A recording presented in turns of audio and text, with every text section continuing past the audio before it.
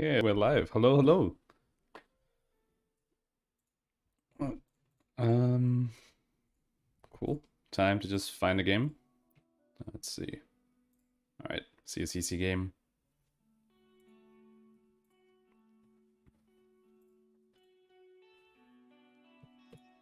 Aw.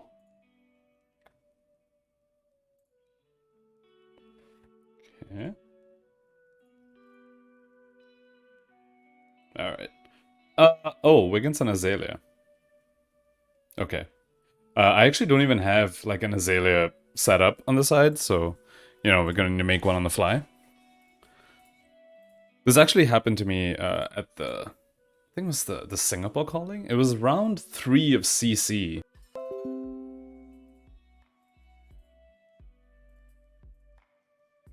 Also, please let me know if the music is too soft or too loud.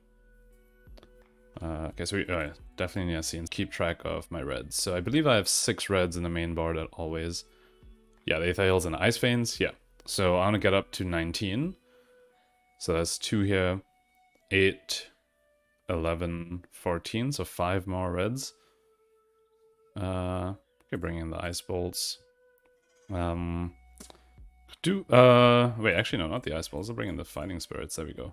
3, 4, 5, 6, 7, 8, 9. Yeah. 11 plus the 6, so 17. Oh, so it's 2 more. Yeah, okay, I can bring in Ice Balls. And then the rest should be blues. I don't think we need blizzards, because I don't think they go wide. Channel Bleak, I think they're headpiece, right? Or even... No, not this. I think Channel Bleak does something. I don't remember exactly what. Blizzard's probably pointless. E-Pot, I don't like having too many no blocks, and we have the 2 amulets.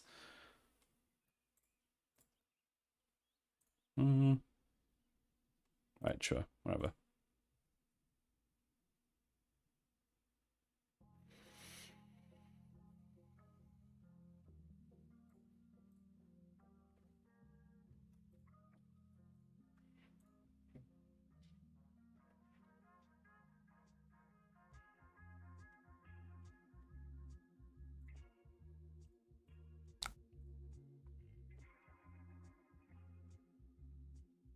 Okay. So Ice Vein, okay, that's how much AB does our opponent have. They have AB 2. Alright. So there's an argument to I don't need Arsenal Ice Vein, I can just like hold on to it. Just do Hail, Moon, hold on to Ice Vein for next turn. Yep, like that.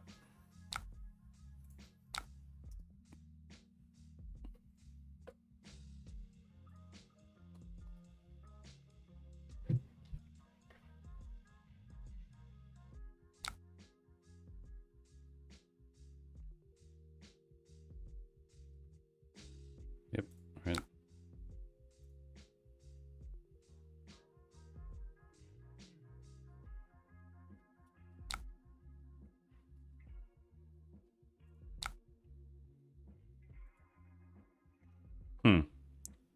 Yeah, maybe I didn't need to Waning Moon there, because it just lets my opponent filter even more. Sure. Okay, so chill in this matchup. I mean, generally when I tempo, I like to get at least 1 chill out. If I can get it early without taking too much damage, I'm pretty happy. So we sort of have the line here where we Ice Vein and Arton fusing with chill. So we've taken at least a card from them, and that gives us a bit of space to play the chill on their turn.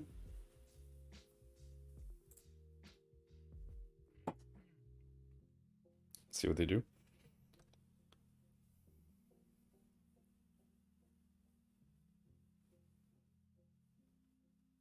That leaves us a blue ice bolt to either block with or pitch to Waning Moon. Probably blocking with it. Okay, they're immediately doing the search. This puts it on top, right? So I probably want to give them the frostbite now. I mean, they're likely... I'm just going to give them frostbite right now.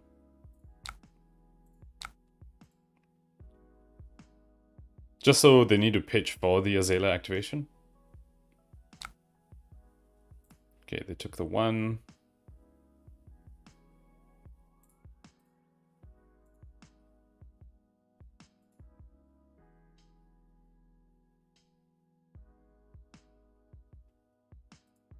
Okay, real Grand Ledger. This is one where it deals damage for... Yeah, I can activate more than one action. Okay, yeah, so they had to pitch a red because I gave them a frostbite, so I'm glad it did that. Cool. Yeah, I have no instant. So this thing has dominate, I believe. Yeah, they need to pitch to attack with it. Alright, that's cool.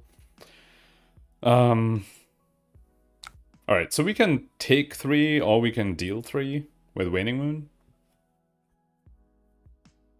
I feel like it's fine for us to just take an extra 3 if we're dealing an extra 3, because I feel ahead. Since we have the extra turn with Stormtriders, so I'm going to opt to do that. If they had any floating, I would probably choose to block. But since there's a guaranteed 3 damage, I can just take this.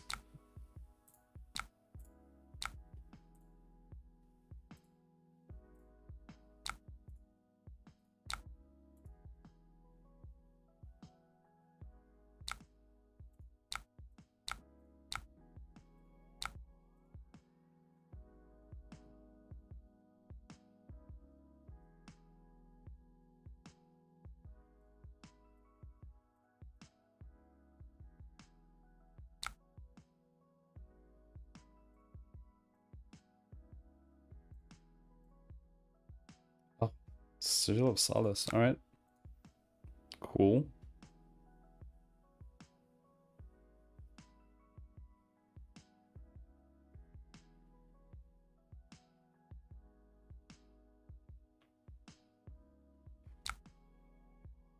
And what, they discard a hamstring shot. Cool. You can end arsenal that. Cool. So, yeah, here we go. We play the chill. Alright, so they're pitching a red for this Death Dealer activation. Throw an arrow and they draw. If that's a 0 cost, I'll force them to pitch. I mean, yeah, we just give them a frostbite here.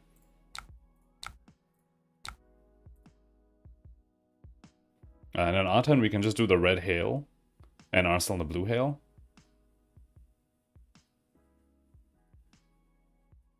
Okay, if they drew a red, they actually can't play this hamstring shot.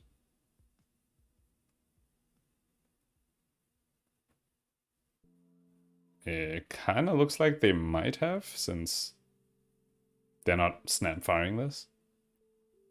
Just, yeah, it's pretty unfortunate for them.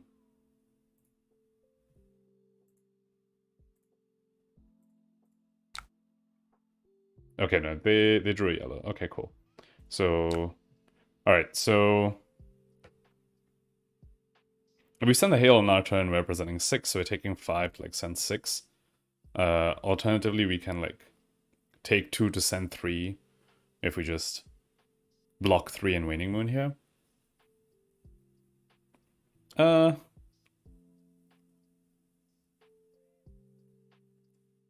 The first attack, okay, so we don't care about the on-hit there. Yeah, take 2 to send 3, or we take 5 to send 6. The math kind of works out, but the sending 6 allows my opponent to be more efficient with their hand. Like, if they have a hand that they can't use all their cards, then they kind of want to block with it. So me sending 6 on my turn, even though like the ratio is like the same, like 5 for 6 or 2 for 3, the detriment of sending 6 on my turn is that, I guess it's not guaranteed 6, right? It's like they might be able to block. But we'll be arsenaling a blue, so if they block too much, we send 5 back on their turn, so I still kind of like it. And we can just keep up this train of trading damage.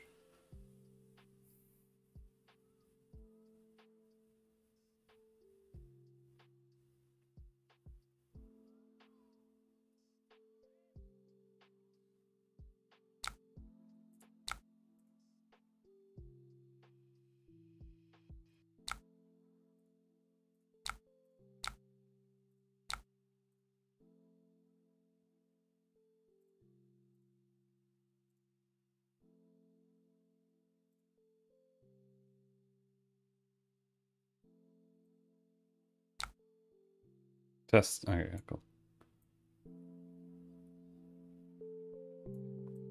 Also, just let me know if the music's too soft or too loud for y'all.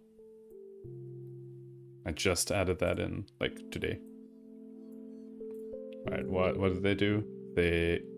Yeah, they blocked too, and yeah, this is exactly what I'm talking about, right? They had a hand they couldn't block completely.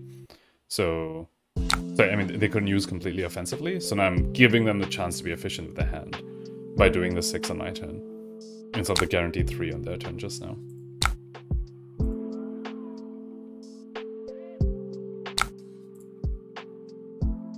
Okay, Channel Frigid. Ooh, starting with Tunic. Okay, so that's a snap, give them a frostbite. Yep, we do that, and I don't want to keep the no block in my hand.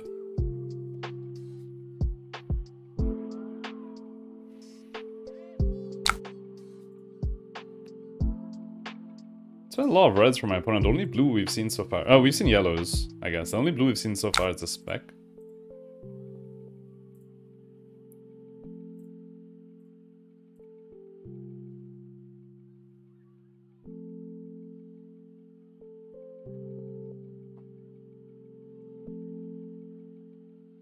Alright, so this looks like a hand where I'm just gonna probably just Coronet Peak on my turn. So I can block with Ice Eternal, Coronet Peak with the Bleak Expanse, and then Arsenal on the Channel Frigid.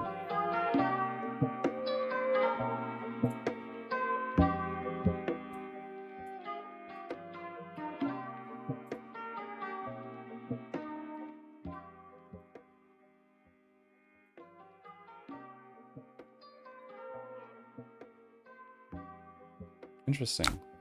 So they still have one floating. So I'm not sure why they activated Tunic there. I guess we'll see.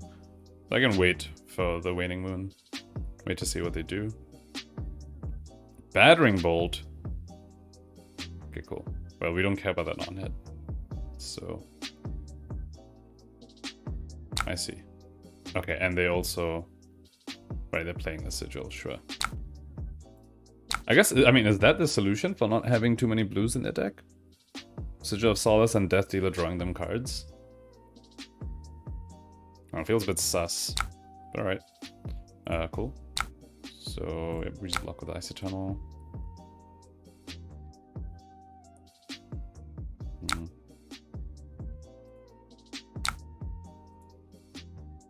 Nice thing about Ranger is that they kind of like... They need to always activate their bow before they actually present damage. So I kind of always get a window, a priority window. Before like they present any damage, and then I can Channel Frigid.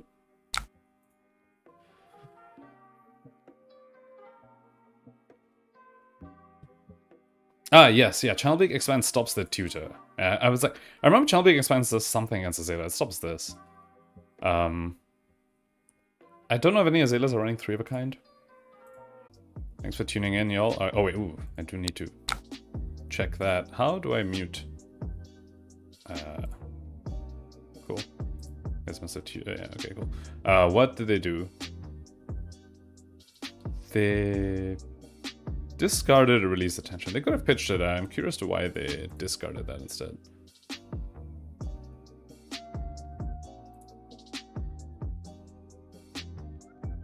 I'd say not having the click sounds makes it a bit tough for me to know that my click went through. See, ooh, I don't see a way to make it softer. Never mind. Yeah, slash all this. Okay. Ooh, 3 reds. 3 reds is not fun. Okay, but we still have a line here, which involves us not blocking. So, let's see. Hang on.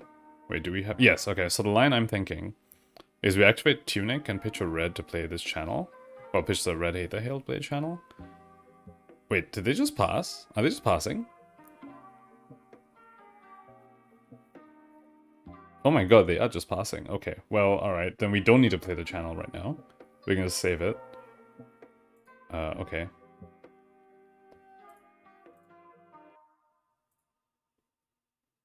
The 8-1 Natsless ran 3 of a kind? Nice, nice.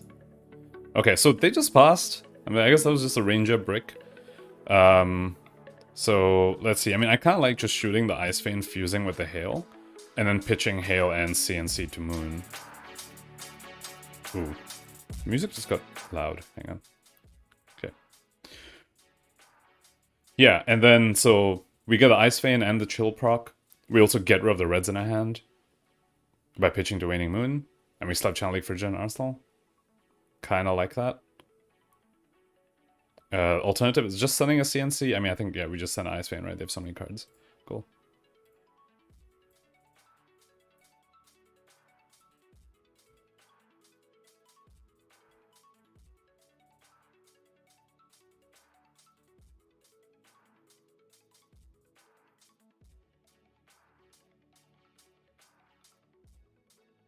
Oh, okay. Oasis. Okay, cool. Man, my opponent's just been pitching reds the whole game. I guess, I mean, aside from like some yellows, I haven't seen a blue pitch yet. Kind of. Sure, we can let the rest resolve.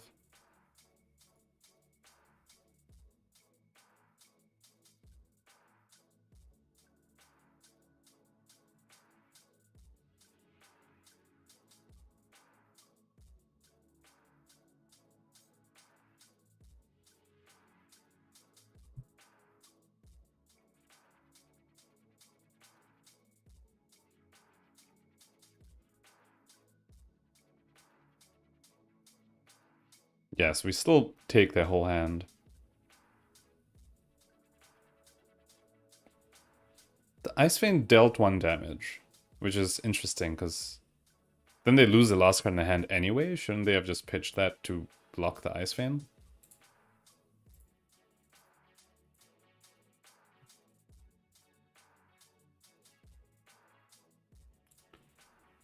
Right. Sure. Alright, so here... we have the play of... Oh, wait, they actually... Right, they can actually do things. Opt, and they can Azalea into like a 0-cost arrow, I suppose. I don't know. Is there any point you playing the Channel Leak Frigid here? If we play Channel Leak Frigid, we get to Tunic Waning Moon as well. And then on our turn, we can just Coronet Peak. Pitching an ice card, put a Hail in Arsenal. Yeah, we should just sneak in damage while my opponent's open, so let's do that. This guarantee is that no matter what arrow they get in there... Oh, no, they can't even activate Azalea right now.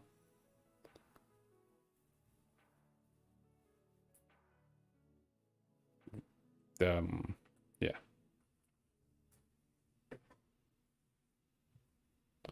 So now we can activate the Tunic. When you want Chrono Peak, I think I might pitch this D-React along with the channel for the Coronet Peak.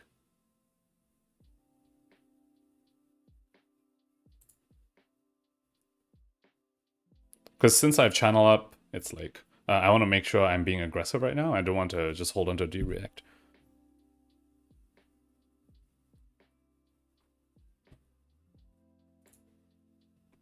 Cool. So we pitch like this.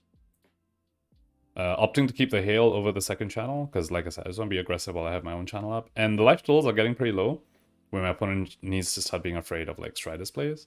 Cool. I mean, soon enough, not yet.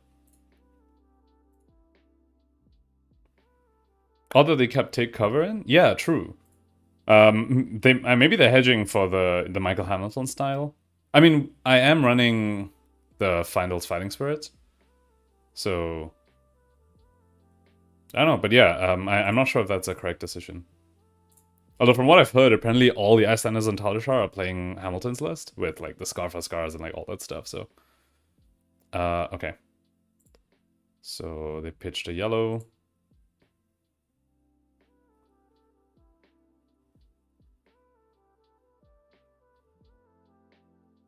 Yep, go ahead and do that. It's not this. Yeah, there we go. So we got a Fighting Spirit. Watch them take cover this. I would say the unfortunate thing about the red attacks is that they don't help with keeping my channel around. So for example, if this was a red Ice Bolt, I could pitch an Ice card to play the Ice Bolt and pitch another Ice card to Waning Moon to keep channel. But if I play this, I can't keep channel around because this is... I can't Waning Moon because this is not a non-attack. What are they doing? They're doing a Memorial Ground. They have two... Oh, they finally pitched a blue. Alright, so we need to think about our turn. I mean, I kind of like just sending the Spirit on our turn and Arsenal a Cold Snap. Yeah, cool. So let's go ahead and do this. Might as well give them a Frostbite now. Yeah, the Arsenal's kind of stuck, actually, because that's not an attack. So if they want to play that after I give them this Frostbite, they need to pay 2 to play it. And then they can't. So yeah, we aren't getting attacked this turn. Unless it's like a non-arrow from hand. Like, they can't load an arrow, because they can't afford to pay for this non-attack in the Arsenal. And load it with Death Dealer and everything.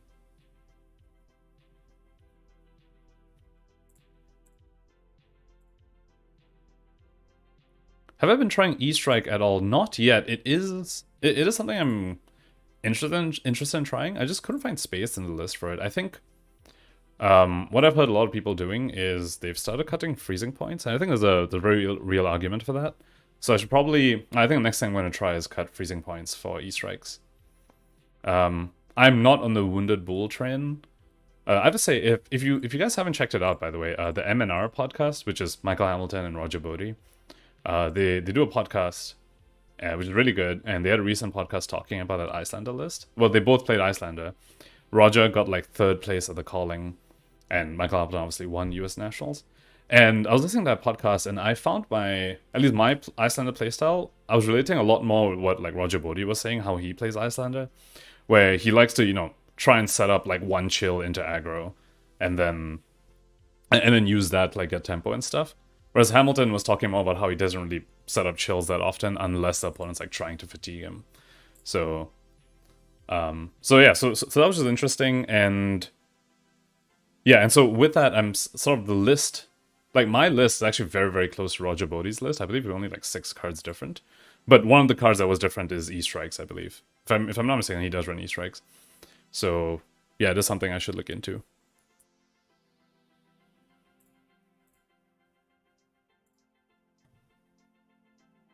Alright, so alright, they did the Azalea, they got Rend Ledger. Can they actually fire it? I mean, even if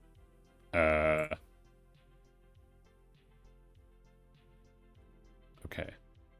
I'm not sure my opponent understood what they were pitching for.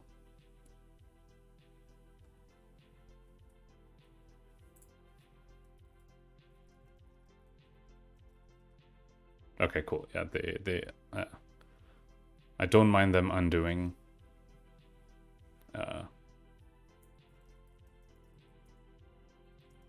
Okay, so they're trying to undo, but they can't get to this, so let me try and undo and see if that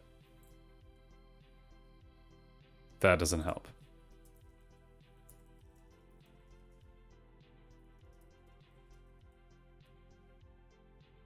Okay, I'm telling them that we can revert to the start of the turn if they would wish to, because yeah, this is yeah, I'm missing they just didn't realize the channels in the field.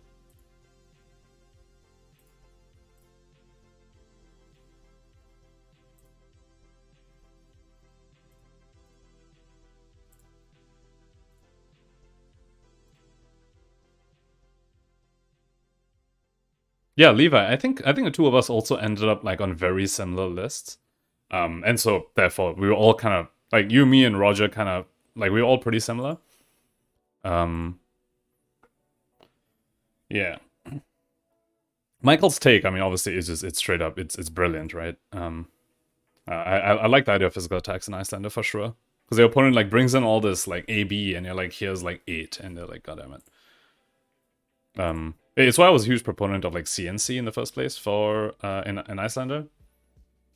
But I didn't quite go as deep as Michael did with like Wounded Bulls and Scars. Okay. Arsenal Cold Snap, okay. So this is kind of like the beginning of the end for our opponent. I mean, that 8. We get to do Cold Snap. I mean, I'm just going to not block anything they do. We get to fuse Ice Vein on our turn, trigger the chill. Probably Arsenal Ice Bolt at this point, just because it's more damage. Okay, so they started their Arsenal card, which is unfortunate. I wanted to try and freeze it, but okay. Just give them a Frostbite anyway.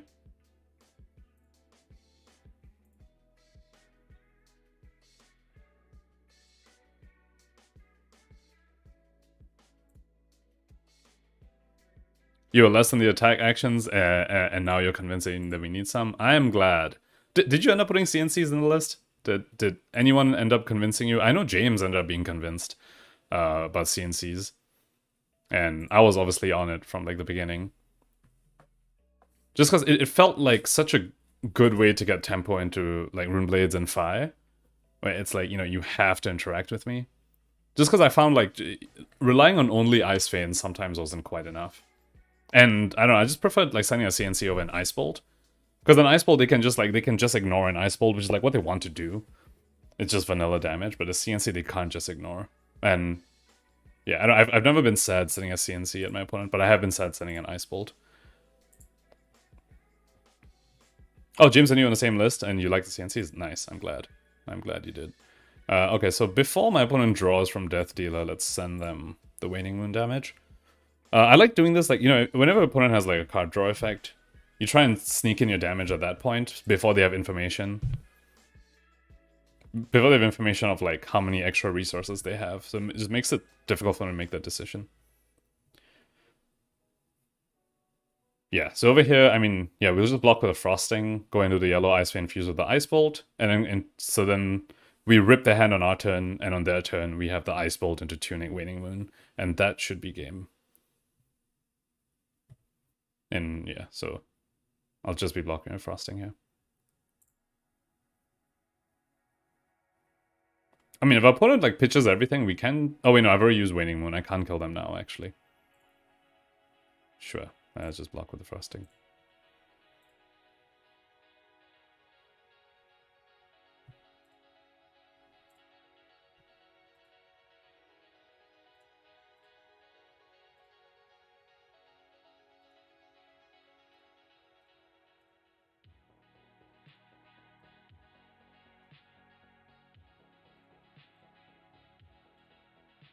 Oh, Respite. Okay.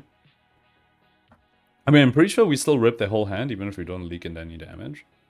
In which case, the Ice Bolt Waning Moon should kill them. And I'm kind of being loose with the math. I mean, even Ice Bolt Waning Moon doesn't kill them. If we draw any spell, we can try this out. Obviously, this is the unfortunate thing about the yellow Ice Veins. I am up to like 2 in my list. I don't... not entirely convinced about like all 3. But yeah, if people start running more Oasis Respites, then the yellow Ice Vein obviously gets a lot weaker. Although at the same time, I don't know, Respite isn't that bad against Icelander, to be honest. I think a lot of people are like, oh, Icelander's meta, let's run Respites. And it's like, it kind of just slows your death, it feels like. It doesn't actually like win you the game. Okay, cool. Yeah, so now we have no cards, and then we just Waning Moon. So we just Ice Bolt Waning Moon them, and then we'll be good.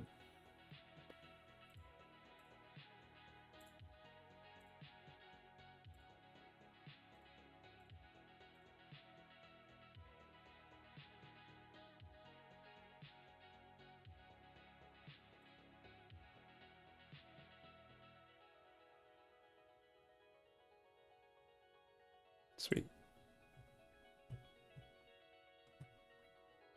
Cool. On to the next one.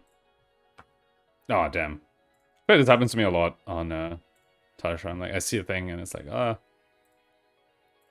try to join it and it's like, wait, nope. Honestly, if Tunic playing Respite is 2 cards is quite heavy, quite a heavy answer. Yeah, that is true. Although if you think about, well, think about Ice Vein, is that it kind of, if you want to block any of it, well, any more than 1, I guess, you're kind of already forced to use 2 cards. If you're trying to, like, say, block 3, like, use all your AB, for example, you want to block 3, and then you need to discard further than that. There's the option of block 1, and then pitch, and use your floating 2 to do it, but then you're taking 4. So in any case, Respite is probably the best, like, general answer to Ice Vein anyway. If you look at it from that front.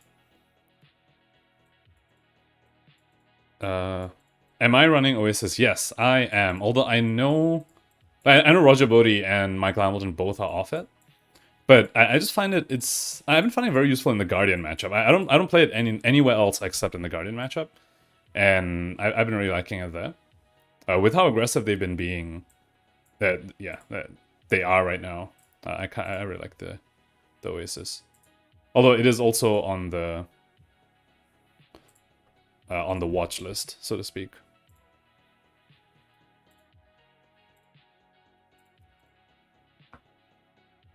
Alright, we're in. Dromai. Okay. Where's my Dromai set up? Alright, there we go.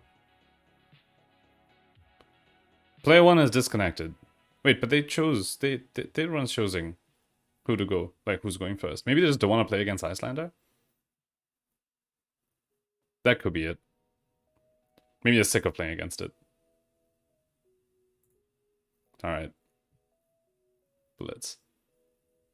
Ooh, I do need to... I think I need to practice Blitz. I feel like I'm being... I'm sort of... I haven't decided yet whether I'm going to participate in Worlds or just the calling. I'm definitely going to go to San Jose. I'm not sure about... I'm just not sure about using my PTI to, like, play 6 rounds of Uprising Draft. That's kind of where my hesitancy is. But, like, a lot of people, like... a lot of the Seattle crowd is kind of, like... trying to coerce me into just, like, going for the Worlds. Because it's the first Worlds and everything. So, like, if I end up going, I do need to start practicing my Blitz.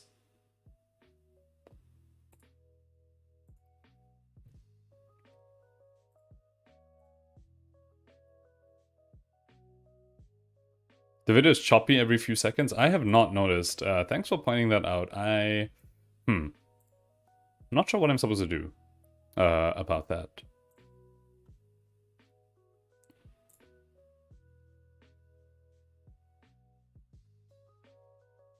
Okay,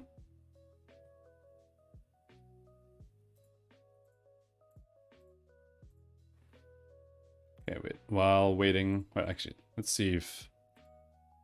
Okay, wait. There's a game up. Sad. Yeah. Okay, that's... thanks for letting me know. It's probably something I'll try and figure out after the stream, so I'm not, like, doing that while streaming's happening.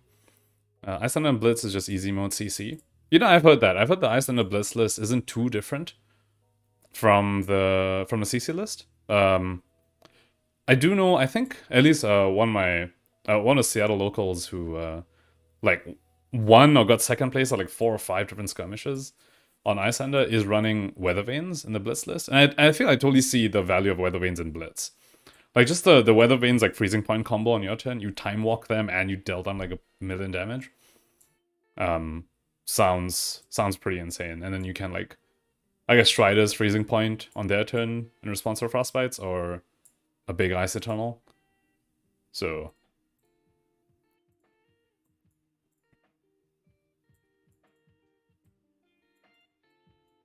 You'll need to do 10 damage with them in kill range to 30? Yeah, yeah.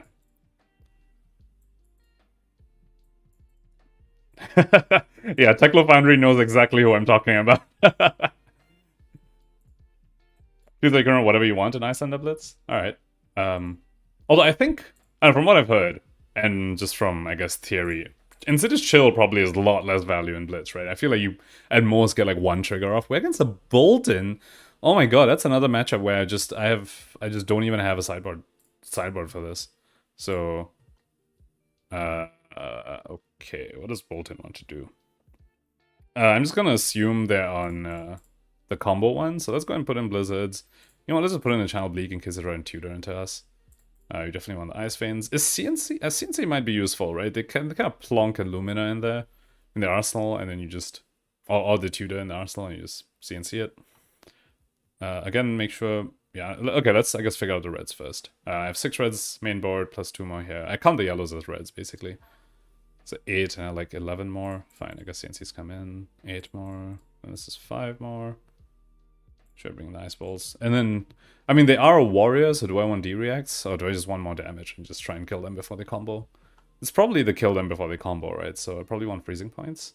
And yeah, here's where I guess it'll be much nicer if these were Easter eggs, right? Because I don't think I'm frost-hexing Bolton.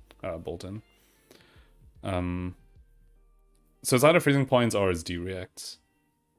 Is where I'm at right now. I'm just gonna add in freezing points. Value being aggressive here. Yep, Jillijeff. Watch us do this, and then they're like Raiden, and I'm like, ooh. Yeah, I guess maybe I'm still bringing the D-react just to hedge in case they're like Raiden. It's probably better than freezing points. Because I'm never setting up a Frostex, unless... Yeah, I don't think I'm ever setting up a Frostex here, right? Yeah, you know what? Let's bring in D-rex instead.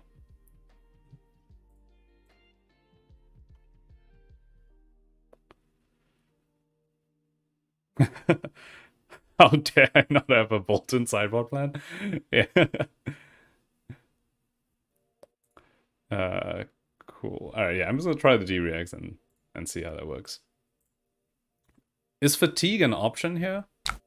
You know, maybe. It really might be, but I kind of just...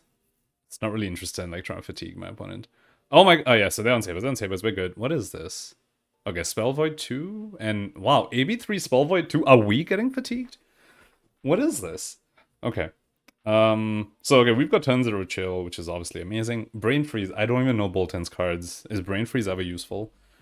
I'm gonna say I don't want to Arsenal Brain Freeze, mostly because I'm setting up a chill right now. And so I don't want to, like, use a chill trigger on Brain Freeze like this early. I'd rather just use them on Ice Vein triggers. I find using chill triggers on Brain Freeze, it's like, I like to do it into, like, Briar when they have, like, CMH up. But until turn 1 Bolton, I don't think I'm going to do that. So let's go and do that. And we get to Arsenal the Hail.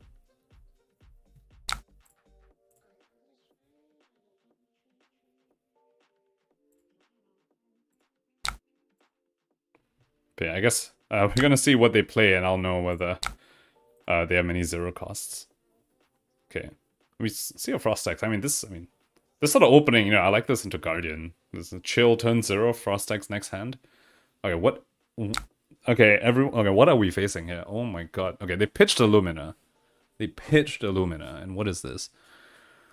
Defended by less than 2 non-equipment cards, that's +1. Okay. Okay. I am so confused. But I mean, this feels like a hand where I can just use 2 cards to block and send a CNC on my turn, right? I don't... Yeah, I think I like that plan. I'm gonna opt to block with a blue Ice Vein. Firstly, since I have AB3, its stock's a lot lower. Also, I want the Frost Hexes in my deck just in case they start trying to fatigue me with this setup.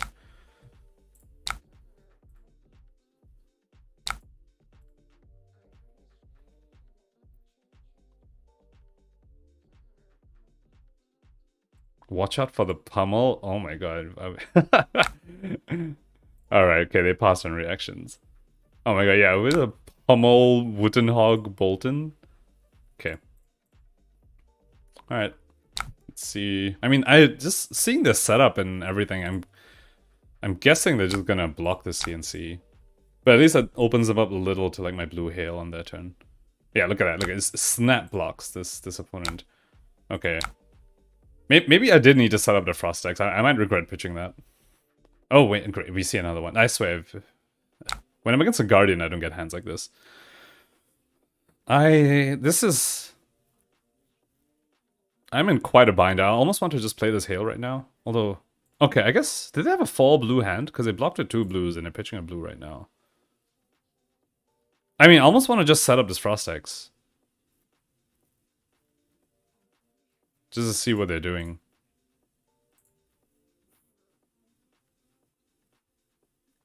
This is a generic attacks meta? Yeah, I wouldn't be surprised if I just see, like, the Fighting Spirit out as Bolton. What is... I'm so confused what's happening. Yeah, so I think just to hedge, I want to play out this Frost X. I mean, giving Bolton a huge hand seems a little scary. Let's see. The current line I'm thinking is I block this with CNC.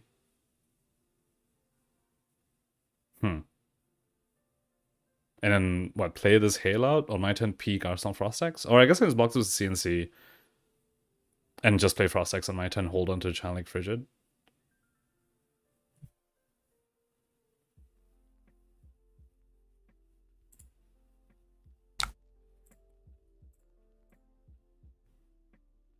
This guy's like the Michael Hamilton of Bolton. Okay, alright, so... Alright, we're against like this, like some Dorinthia combined with Bolton strategy here. I've never seen this card in Bolton ever. Okay. Yeah, I guess there's an argument to blocking with blocking 6 actually. They don't have any soul, so they can't give this go again, so we're just eating some damage here. Although we can make them eat damage too by playing out this hail now, and then we get to Carnate Peak. on our turn. I think I might do that. Let's let this resolve though. Let this chain link resolve. Okay, cool. Okay, now they're ending. We send 5 at them. They'll take 4 unless they give me the last card. So I like doing that. And yeah, and honestly I'm still not sure what I want to set up this Frost Deck, so just set up Channel Leak Frigid and just go from there.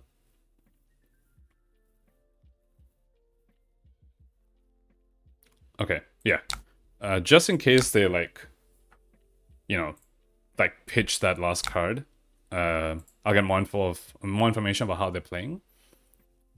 Then I can hold on to Frost Decks if needed. So I'm gonna pitch the Hail. Okay, no, so they are leaking damage. In that case, I'm gonna Arsenal Channel Leak Frigid and just alright. That's the second Frost Dex down to the bottom of the deck, so that is you know, could be concerning if they keep playing this, like if they keep trying to drag the game out.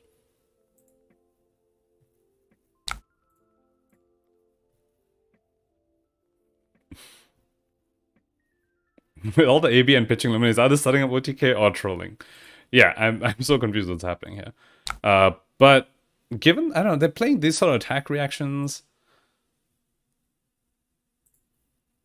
And they are on Sabers. I'm just gonna pitch the second Frost 6 and yeah, if we get to second cycle, then well, they're still in the deck, right? So I'll see them later.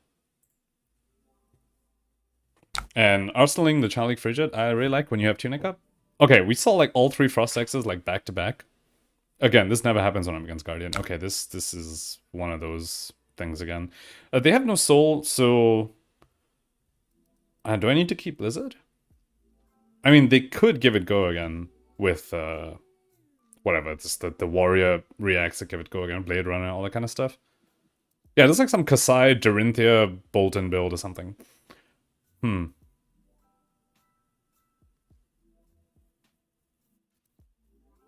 Okay, so we definitely play the Channel Leak Frigid. I think if I have Channel Leak out, I can probably just pitch the Blizzard and be fine.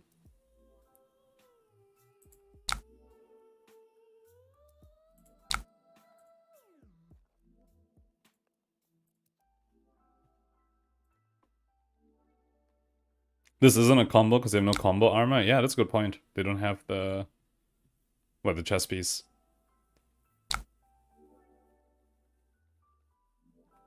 Okay. I want more information from them before I decide how I block. So I'm gonna send the Waning Moon at them and see how many resources they give me.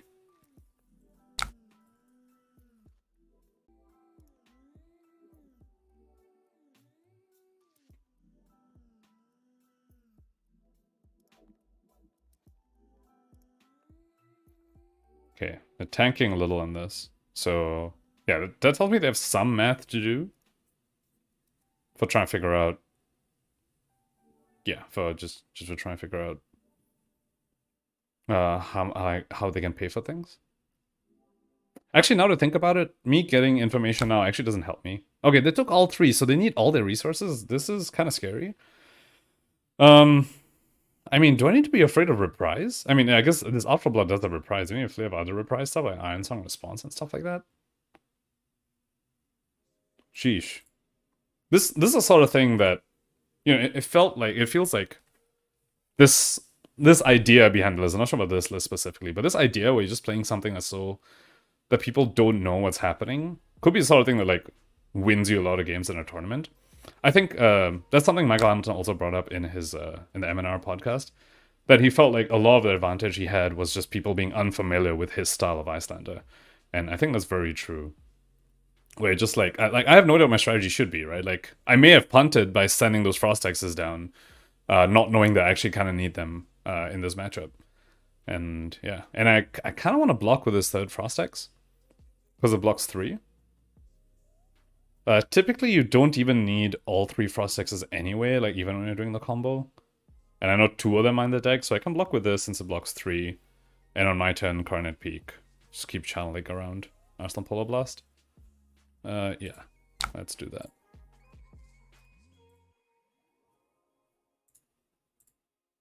There we go, Blade Runner. Yeah, that's... Okay. Okay. Alright, well, on the bright side, they do need to give me their last card to swing the Saber. Because of channel? Alright, cool. Alright, cool. So this is 5, yeah. Now I wish I blocked the Frost Hex on this one, of course. But okay, we're just gonna take this so we can keep Channel Lake around. Okay, at least, I mean, at least... I'm just glad my opponent's not trying to fatigue me. So I'm glad that I just pitched those Frost Hexes down. Yeah, with Channel around, I value Hypothermia less, especially since I am gonna take a card from them. So between Channel and them having a 3-card hand, I don't think I need to stop their go again. I'd rather be more aggressive, arseling the Polar Blast. Okay, pitch of War is valid. Okay, yeah, this feels like they're trying to play Kasai in CC. Yeah.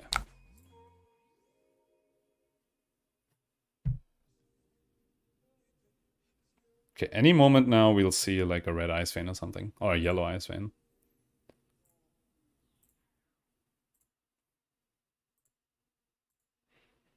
Let's see. Let's see. Okay, yeah, playing this thing again.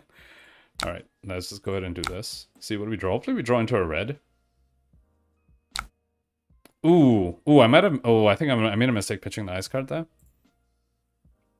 Because, okay, we drew another. Okay, we drew exactly the same thing, so we're fine. Because I have a play here where I can keep the channel around. Let's waiting with them first. Involves taking more damage than I want to. Like, we'll be taking 7 if I... Because the play I'm thinking of is send his Ice Vein my opponent and then pitch another ice card to Waning Moon. Have 2 things in there, but I'm arseling a Brain Freeze. All that feels very sus. When instead I can just block 6 in this, Coronet Peak on my turn, Arsenal Polar Blast. And then, yeah, this is... Yeah, because I know I'm going to need to take damage later when I want to send red Ice Veins at my opponent. So this is not the time I want to start taking damage. So that's the line I want to start. Okay, so and they also block completely. So let's do this.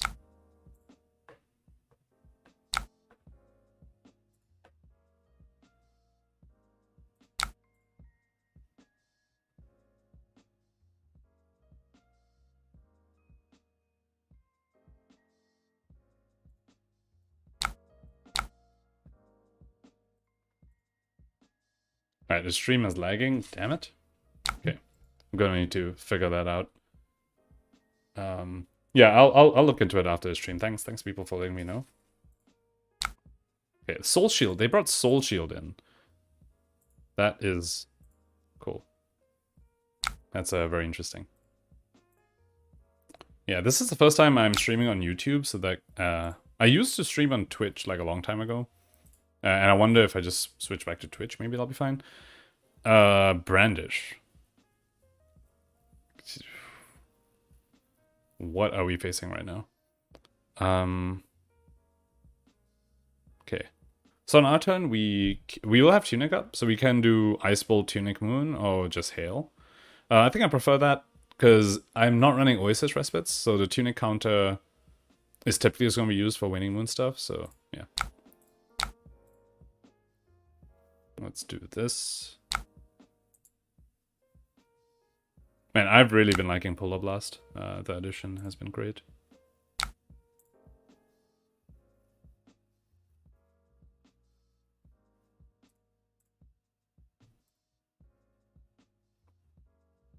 Yeah.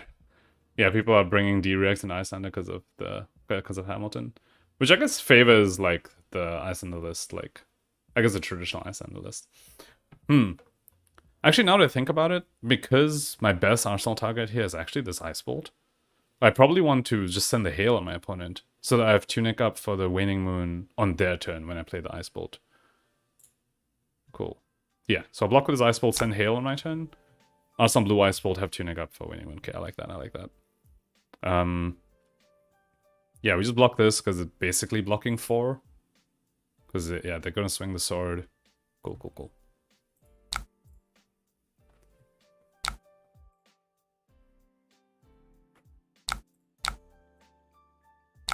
Yeah, opponent is kind of blocking all Arcane.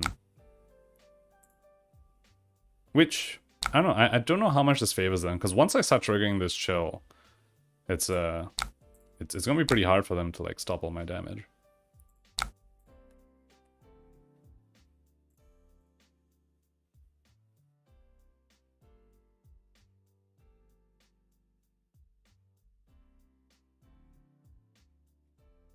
Last time you saw me was in the card advantage stream. Yeah, I try to tune into those as much as I can. Yeah, Z, who's also in the chat, is one of my locals, so... I mean, he was one of the first people I played against, actually. He kind of taught me a lot about the game. Hamilton did us a favor with his, like, unique Icelander list, yeah.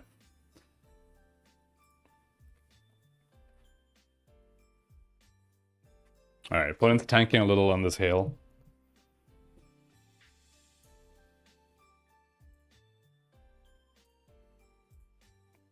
Yeah, yeah, the point you bring up about Brandish synergizing with Bolton's ability, that's actually really interesting. Although, I mean, the rest of their list, at least the way they've sided into me, doesn't seem to be charging. So, I don't know, Brandish synergizes with the ability, sure, but then you have no soul to give it a go again. Maybe into other heroes, yeah, they charge a lot more. And then it's good. Cool. Alright, so opponent took 5. Ooh, 3 red hand is not fun. And it's exude when we draw a direct. This is tragic. This is tragic. Alright, what can we do here?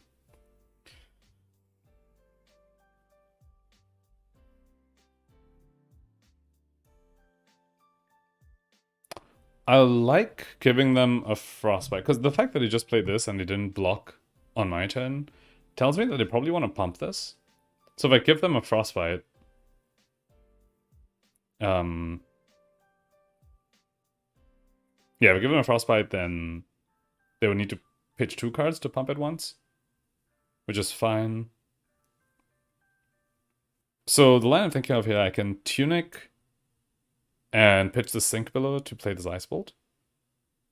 And then probably say no blocks on this. On my turn, I get to play this Fighting Spirit, Arsenal, the Red Hail.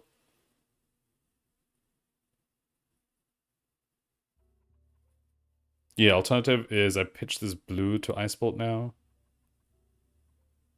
And just block out this Exude and then Arsenal a Sink below. I guess I don't hate that either. Yeah, but I kind of do want to like send this on my opponent. This card, so there's a lot of value.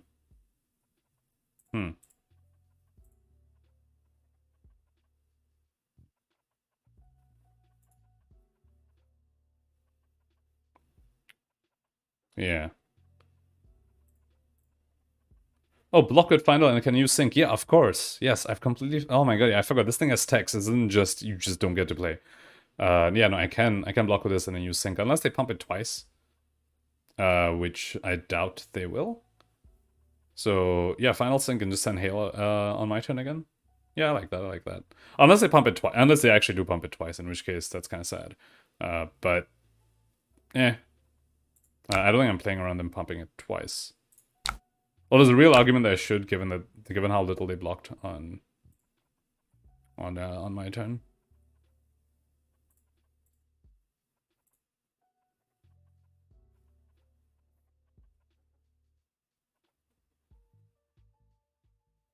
I can respond to second pump. Okay, wait, they're going to reactions already. This is great. I'm pretty sure I'm still supposed to sing here, despite not being. Yeah, like I might as well, right? Even if they didn't pump, if I yeah, no, let's just go ahead and sync before they pump it.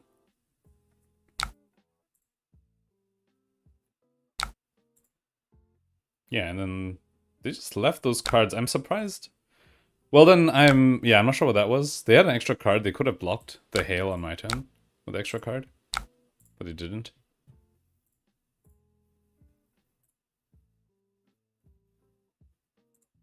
Yeah, I can only respond to the second pump, to the first second pump if they wait until reactions to do it. Which, I mean, they shouldn't let it go to reactions if they want to, if they're planning to pump the Exude. But I'm not sure what the sequence. Like, are they actually trying to combo? And so they're like, is that like double Lumina and they're just holding on to? Because that's it. I'm kind of screwed. I don't have hypothermia in Arsenal. Although I guess I can try this out brain freeze. Okay, now we're just starting with just this. Okay, well we finally see a yellow Ice Fan, which we're happy to see. So on our turn we want a yellow Ice Fan fusing with Cold Snap.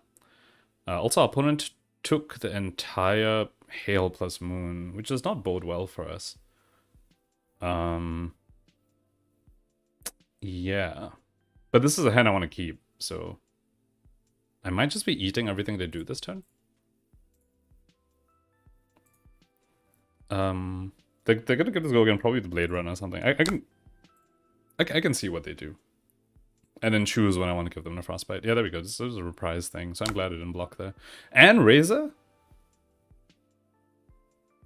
Okay. Still no go again yet, though.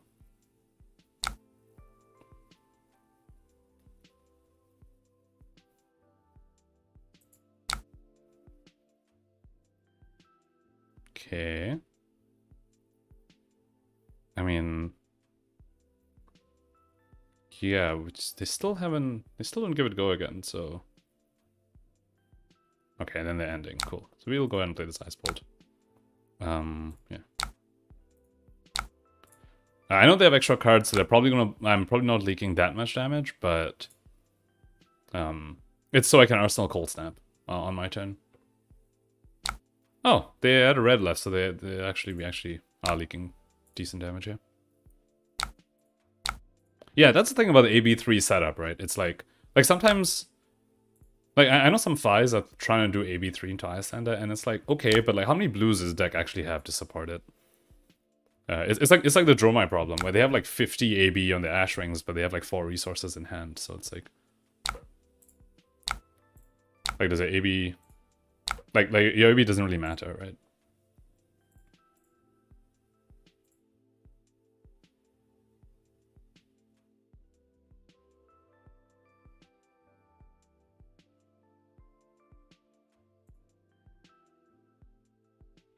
Cool, yeah, and now we're triggering the chill, so...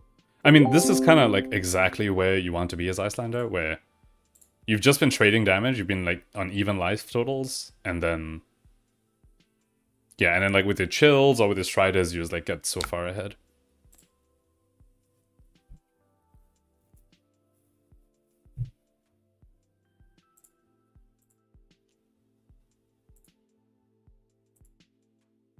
Dromai with tons of blues makes Ice cry. Yeah, for sure.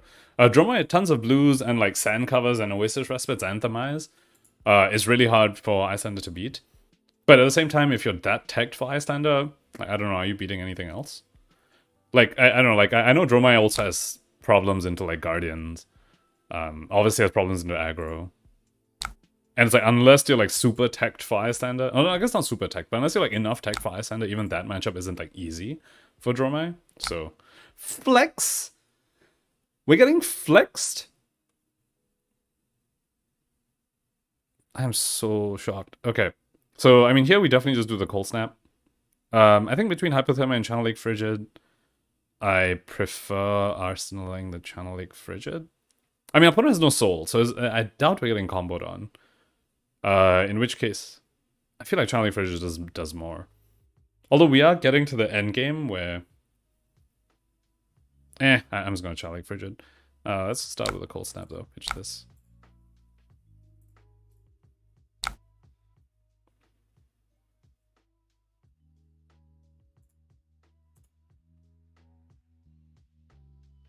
Alright, is the opponent going to pay for the souls? So, one of my friends this past weekend...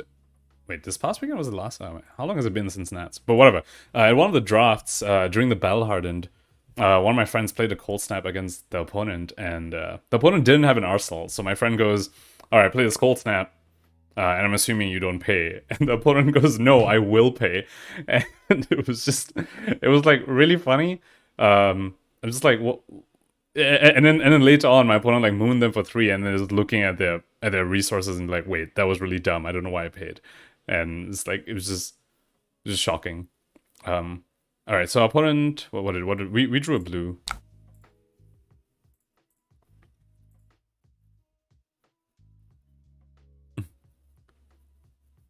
Opponent keeps having these Bolton synergistic cards, but no soul, right? Yeah, that's exactly how I feel. Like they're not charging at all.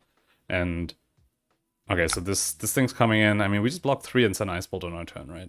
And yeah, this is what I mean. Like something Ice Bolt without Tunic up. I don't know. This Ice Bolt. There's so many other things where it would just be a better card to send than like an Ice Bolt. And then we get to Arsenal Channel League Frigid. I'm not sure. Do I even want to Arsenal Channel League Frigid at this point? Like, if I had Tunic up, I would definitely prioritize Arsenaling this Ice Bolt instead, so I can send more damage on my opponent. But given that I don't, I mean, because we're setting 5 on our turn. This is a tough choice. But in any case, I guess we just block with the frosting, right? That's not something I want to Arsenal, so cool.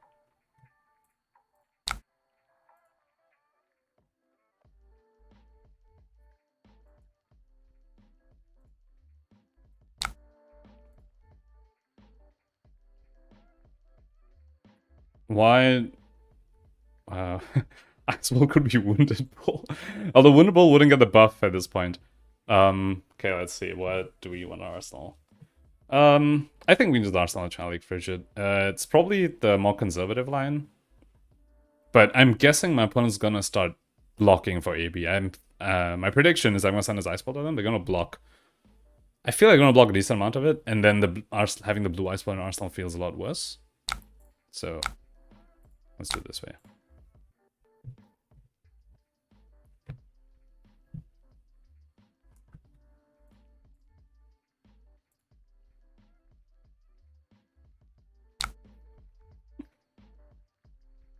Even better when they pay for a Polar Blast, yeah. Yes, yeah, so opponent block 3, yeah, exactly. So it's kind of how I imagine, because they're definitely feeling like under pressure right now with like this is the way life totals are. So okay. This is let's see. We can channel here. And then CNC on our turn and Arsenal sink below.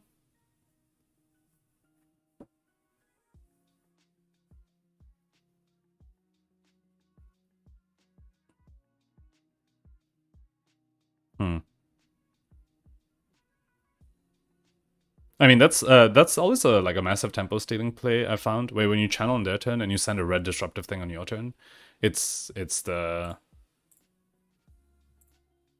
like, yeah, you don't get to play for a while.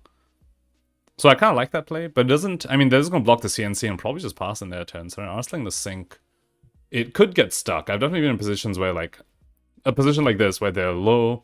And I do this tempo stealing play, but I had to Arsenal a sink, and then it's like, ooh, they just don't attack me forever because they're waiting for the channel to go away, and then my sink is just stuck. Yeah, that has happened, but I'm gonna hedge. I'm gonna hedge that they're gonna at least like send like a attack at me, like just one attack. So we'll go ahead and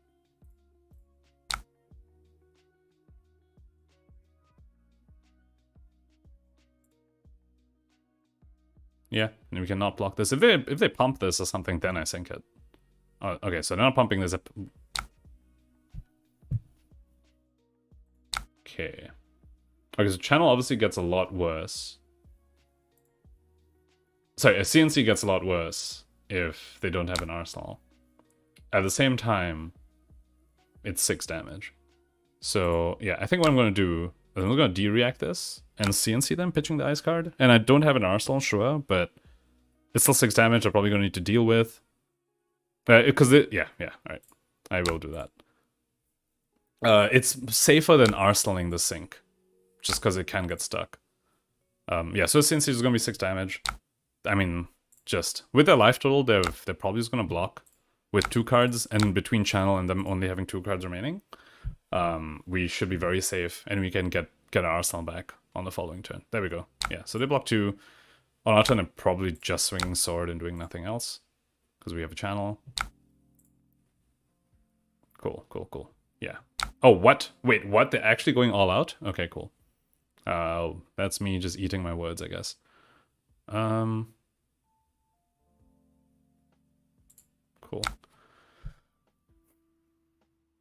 Alright, so if we don't block this, our Fighting Spirit comes on. But that's definitely not a good trade.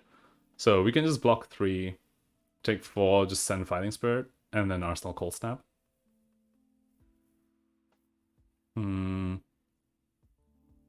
Yeah, probably. I think that's probably the line. Oh, we mustn't forget they actually have Spell Void too. They're actually at 12. This life goal is slightly deceiving. Yeah, it's almost forgot about the Spell Void here. It can be easy to forget that.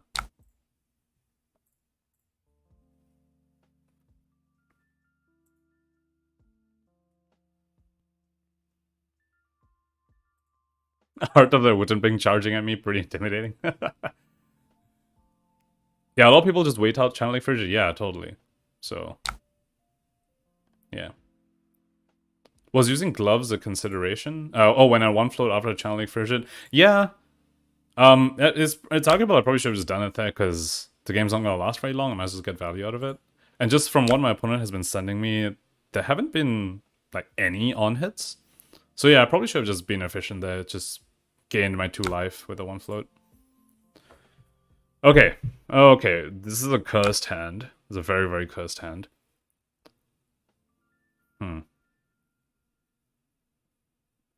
Okay. Okay. So we can Tunic Cold Snap here. If we draw an ice card, we can do the Ice Vein. Which is nice. Or, I mean, there's an argument just block with these and just send the Fighting Spirit again. Or we could really try and high roll and pitch this blue to Cold Snap. I mean, it's so likely that we draw a blue.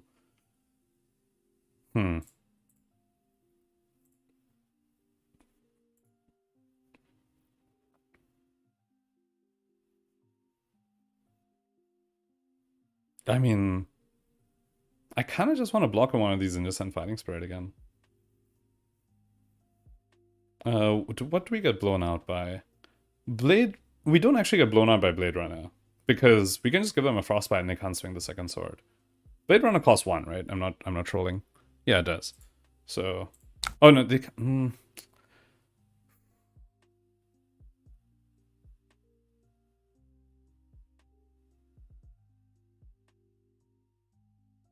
Also don't like just like not leaking like any damage. So, damn. I probably should, yeah, I should Cold Snap just to see what I draw and that gives me more information on what to do.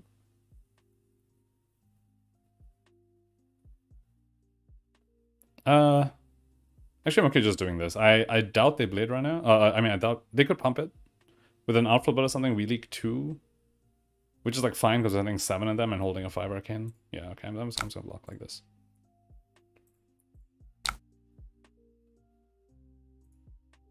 Yeah, okay, they passed. So yeah, I'm guessing they just aren't... They're just gonna Arsenal. Yeah, okay, cool. So we're fine with this. It's always a little scary to like hold on to a red as Icelander because...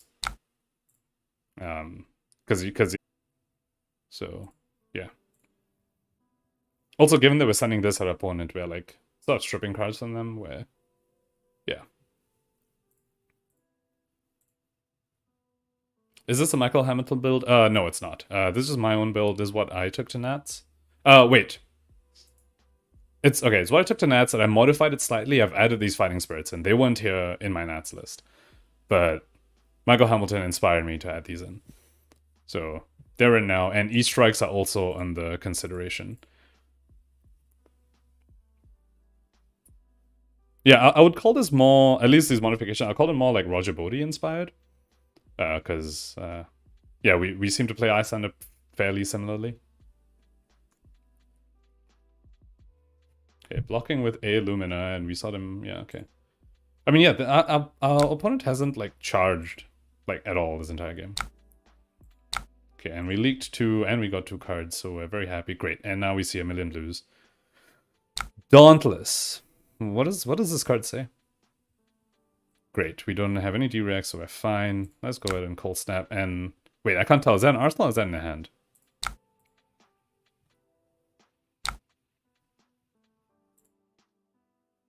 Oh wait, no, I think Arsenal would be right above the hero over here, right? So I think that's the hand. Cool. That's where we need to know.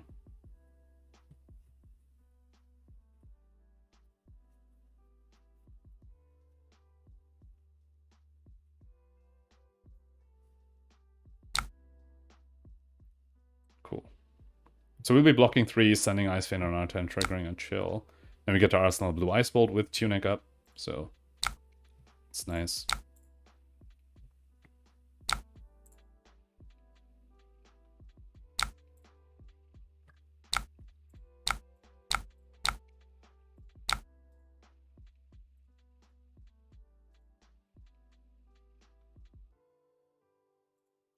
Do I have a decklist link to share? Yes, let me actually put that in the chat.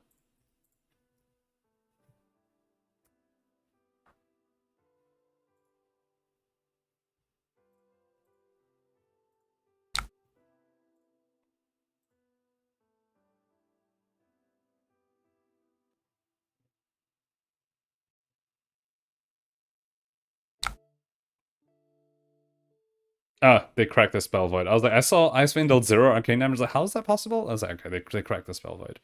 That's fine. Okay, so now they're actually at 7. Because, yeah. Because earlier they're actually +2.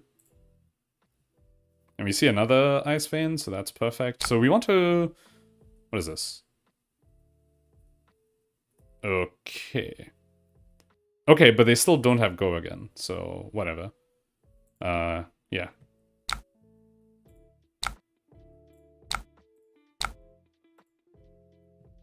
Cool, and now for our next Ice Vein, they can't do anything, and we are still on the Blue Hail.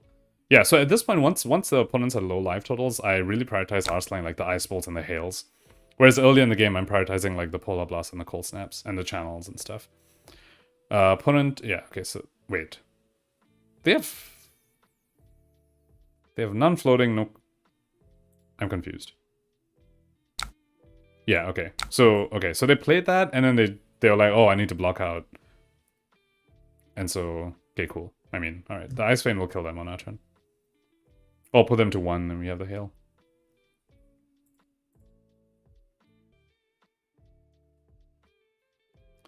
You love that Sigil Permafrost is going away with each new version? Yeah. I just have the one-off blue. Because it's no longer part of the call game plan. It's way too slow to make that part of the call game plan even into Guardians, just because of how they have adapted. Oh my god, wait, what? I need to pitch. Ah! Wait, I need to do Tunic first. Yeah. It's just no longer part of the call game plan. But the one-off blue, like, sometimes can just, like, catch people off guard. So I'm a fan of the one-off.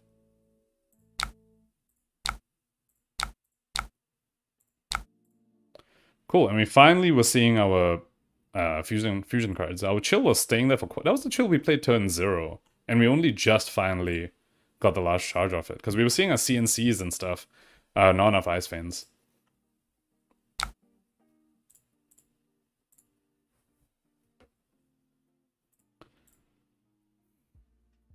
When is the right time to activate Coronet Peak? I feel like... So usually, if I have a red to send to my opponent, I would, elect to just send that. Usually when I'm activating Coronet Peak is either I just played a channel like Frigid, and so like activating Coronet Peak is kind of like the way I keep the channel around. The other way... Let's see, yeah. The other times, it's like when I drew an all-blue hand, it's like what I want to do is block as efficiently as I can, and typically one of those blues like blocks 2. And so instead of blocking with that one, I use it on my turn to Coronet Peak. So it effectively like blocks more than 2. Cool. I mean, opponent's just dead here, right? Which is, and okay, cool. So, all right. Oh, that's a Frost Tax, and we came all the way around to second cycle. That's the first Frost Tax we saw all that time ago. Well, I'm glad we didn't end up playing it, even though the opponent's setup and how they were playing early seemed kind of like we might have needed transition of Frost Taxes. Oh yeah. Did we miss lethal? I don't think so, because they still had 1 card remaining. Well, they went 1, just are still in the Aether Hail. And send 5 at them when they only have 1 card remaining. What do I think of Exposed to the Elements? I tried it. I think I had an earlier... I forget which version 2.2 or 2.3. It's I number my versions that way. One of them had exposed, I had one of exposed. I took it out eventually because I realized I really only wanted it against wizards, so against either Kane or Icelander. Because against Guardian, like against Oldhim, it's actually really difficult to use it to pop Crown. It's like usually not worth taking a damage to pop the Crown. And against Wizard, you need a lot of things to go right before you can actually use it to pop the Striders. Like, you need to have a discarding effect. Because they're never going to be caught with no cards in hand, right? They're going to have at least one they're going to arsenal. So you need an amulet or a chill set up already before you can go for a play like that. And you need them to not have an energy potion. Because as long as you have an energy potion, like your explosive elements is just dead. So given that I needed both these two things before the card did anything, I was like, this is not worth it. So it's like, you need to see it early on, otherwise it's just a dead card that blocks 0 and you don't bring in any other matchup. So I ended up taking it out. I took it out for an extra Channel Bleak Expanse because, I mean, Fi was, and I guess is, gaining popularity. And Fi just belittles slots very naturally into Fi. So I wanted Channel Bleak Expanse for the counterplay for Belittle. Because what I found is that when I like Channel Leak Frigid, a Fi opponent, the only thing I'm scared of is when they follow up with a Belittle, because Belittle just cancel out my Channel Leak Frigid. And so having a Channel Bleak Expanse for stuff like, I mean, Belittle in general, just like Icelander hates, so I'm gonna Channel Bleak Expanse for that. Oh, there's a time when they had no cards and I could have Storm unfused. Weren't they at 7? I mean, maybe I'm misremembering, but I think they might have been at 7 and I'd already used my Waning Moon, I think. Unless I'm misremembering the life total. I might be misremembering the life total. You don't think about destroying Crown more like destroying Null-Rune? I mean, it's a similar thing, right? Where it's like you're taking a lot of damage. You're typically taking damage to do that. And I'm just not sure if it's worth it. I'm not sure if it gives you back that much life or that much damage in the long run. Because the thing about the Null-Rune is that eventually with the Frostix endgame, the amount of AB they have doesn't actually matter because you strip their entire hand. Right, with your amulets and your chills, it's like you take their whole hand away. It doesn't matter whether they have like 2 AB or 10 AB. It's just they have no resources. So yeah. Does the one-off fire breathing ever get experimented with? You know, I think I have tried fire breathing in Blitz actually in Icelander, and I think it's cute. I think if you want to go that route, Exude is most of the time just better. Like you need to pump. I think there's a graph somewhere. Or you can graph it yourself. How many resources you need to pay before fire breathing out damages Exude, and you realize that it's a lot of resources. So Exude is just typically better.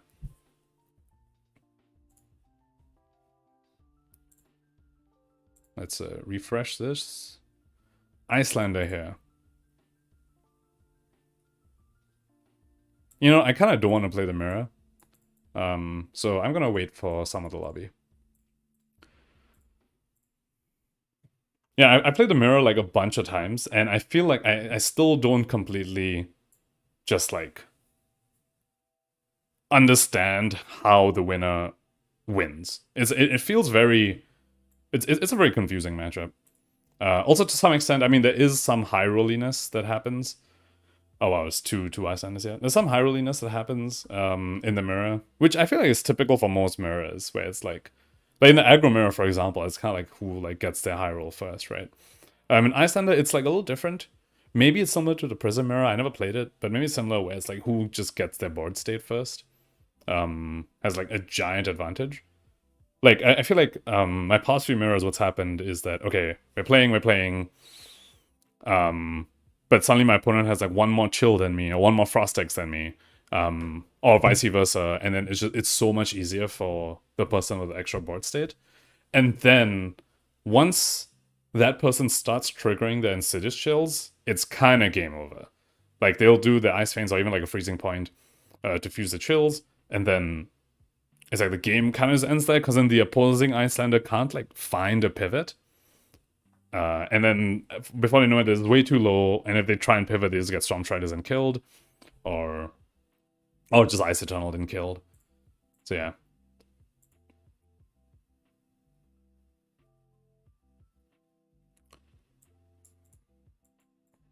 You said today Dromai destroyed your boots. Yeah. Yeah, Tumultai is... That card is it's a card.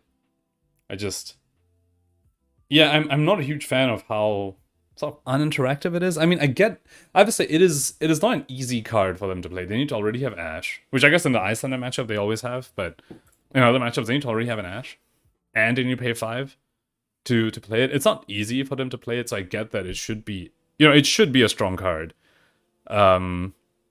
It's just there's something about it. I'm just like there's a level of like yeah, I literally couldn't do anything about this. I exposed to elements, I could have paid 2, I could have played around it or something. A Tumultai is kind of, there's no way you play around it, and then you just lose your equipment. And then what that leads to is sometimes your Dromai opponent finds a Tumultai like turn 2, and then suddenly like your Ranger or something, you have no New Horizon for the rest of the game, or your Wizard, you have no Stormstrider for the rest of the game. And then that's just so feels bad. And then sometimes they find it in their last hand of their first cycle, and then they're like, "Oh man, I wish I saw this earlier." So it's that kind of annoys me a little. I'm not a huge fan of how like that is a pattern that arises with that card.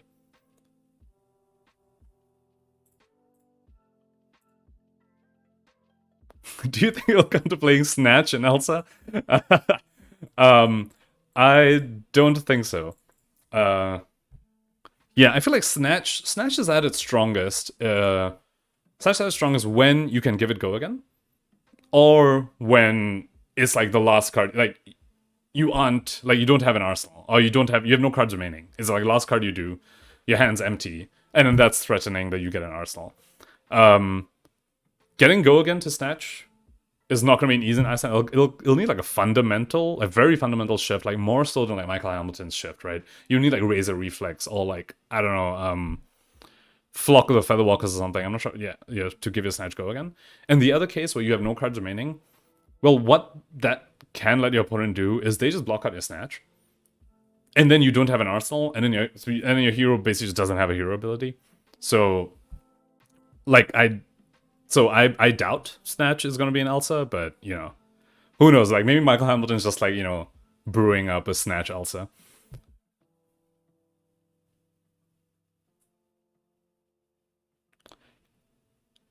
Well, if you block out and Snatch, then your opponent has, like, a full hand. And so it's easy for them to block out your Snatch. And they still get to come at you with something, and you have no arsenal. So it's kind of... the play patterns around Snatch feels like it doesn't quite fit. Like, you really want an arsenal in Icelander. So the fact that Snatch is like a conditional arsenal, even if it's the last card you do, feels meh. And if you already have a card in hand when you do the Snatch, then its on hit doesn't matter. So then it's like not a very good card. And if it doesn't have go again, it's the same thing. So that's why I'm hesitant about Snatch in Icelander. Play Rewind. Yeah, I mean, I think if there's like a huge amount of Briar, maybe, but Rewind is so situational. It's like, I don't know, it's like Channel Beak Expanse is situational too, but at least I can still Arsenal it, play it, and Waning Moon. I'm not sure if I ever want to Arsenal Rewind and just wait for the Chalmant Heroic or something. Oh, the Tumultai. Rewind, I'm playing Tumultai as the Ash got destroyed. I'm gonna need to read it. I want to say no, because I believe the resolution is you transform the Ash, and so Rewind just doesn't even let it resolve, so I don't think the Ash gets destroyed. But you should probably check with the judge.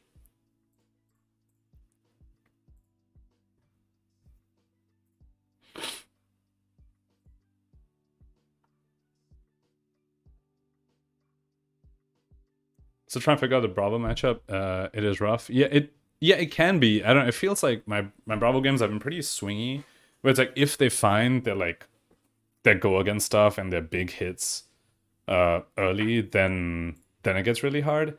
But other times it's like they're sending blues at me for like the first like couple of turns, and I'm setting up stuff, and then once you get into a chain of like it's similar. Yeah, so once you start triggering your chills, it's like it's really hard for them to do anything. Like Bravo's like small hand is like way worse than like Oldhim's small hand. So like Oldhim's small hand, they'll sledge you for 6. Bravo's small hand, if they're running like Tunic into you, it's like 4 because of Anathos. So it's a lot worse. So it feels like with Bravo, you need to get to the point where you're triggering your chills and sending ice spins at them like earlier than you have to do for Oldhim. Which also means you need less setup into Bravo compared to Oldhim. Oldhim, I at least want an Amulet of Ice to play around the Crown of Seeds. But Bravo, you don't need that. So one chill and a couple of Frost Axes, especially since the attacks are so expensive. Like, the early attacks they want to send you are so expensive. I found it's easy to, like, leak damage into them with, like, Waning Moon and stuff. You know, your Cold Snap, Waning Moon, they're not going to block that because they want to, like, hit you with damage. Stuff like that, that once you get them in the 20s, then you start triggering chills, it's like, you're good. Oh, against another Azalea? I kinda... It's probably too rude to like just leave the lobby, right? So I guess we'll do this. And I didn't save that Azalea sideboard, so I'm gonna need to do that again. Oh, they disconnected. Okay. All right, cool. Oh, sorry, this is gonna be a Bolton. Okay. What's with everyone playing Azalea? I don't know. Is Azalea like, I don't know. This I have no idea. Like, if we want a full aggro meta, you know, I think Azalea could actually... I mean, you probably still just play Lexi, right, if you're in a full aggro meta. Okay, they disconnected again. Okay, cool.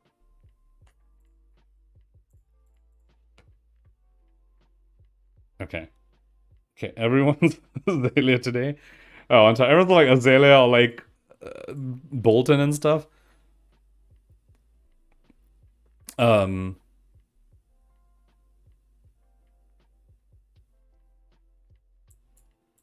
Because Azalea was top 8 in... Wait, what countries? Is that PL or PI? I can't tell if that's capital I or lowercase l.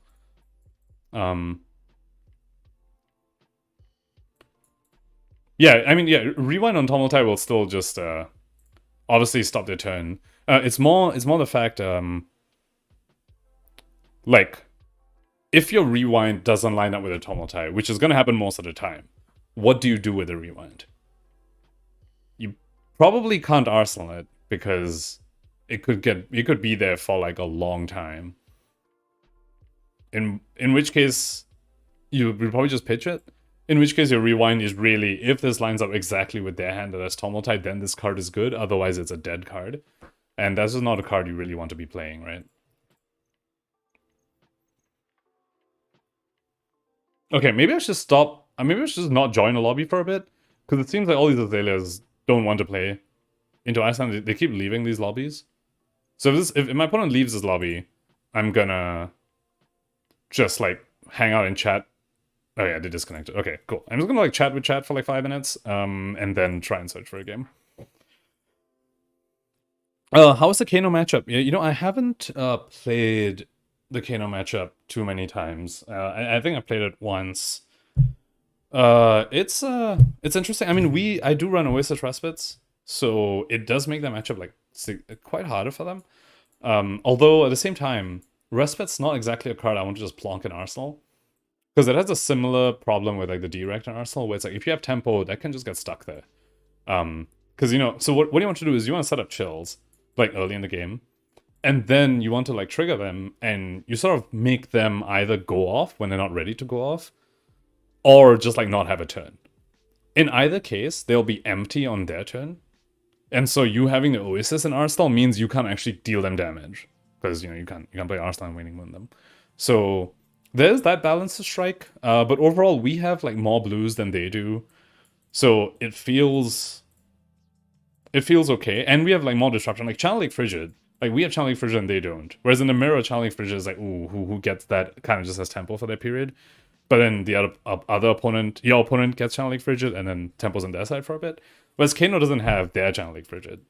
So when we play it, the matches, like we just win the next few turn cycles when we have Channel Lake Frigid, and we have more blues, and we have like better setup. So it feels favored, but it's not easy.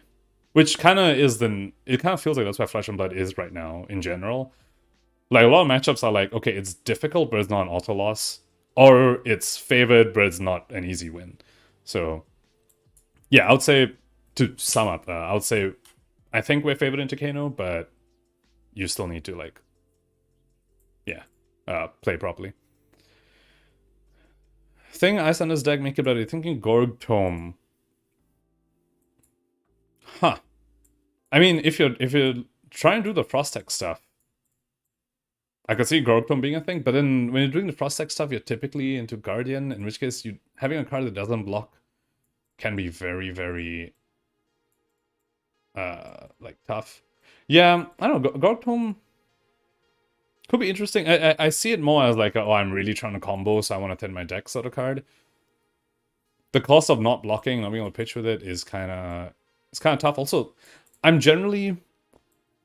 feel like, even when I was playing Viserai, I didn't like Gorg Tome because of the play pattern of I cannot plan my turn. It is so hard for me to decide on my blocks when I don't know what this card is.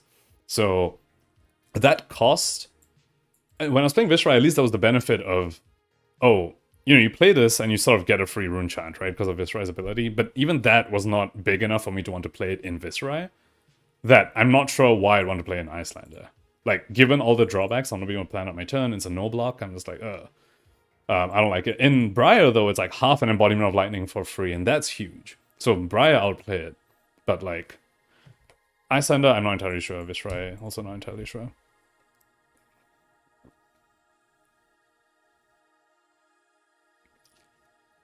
Yeah, I'm probably joining the same person's game.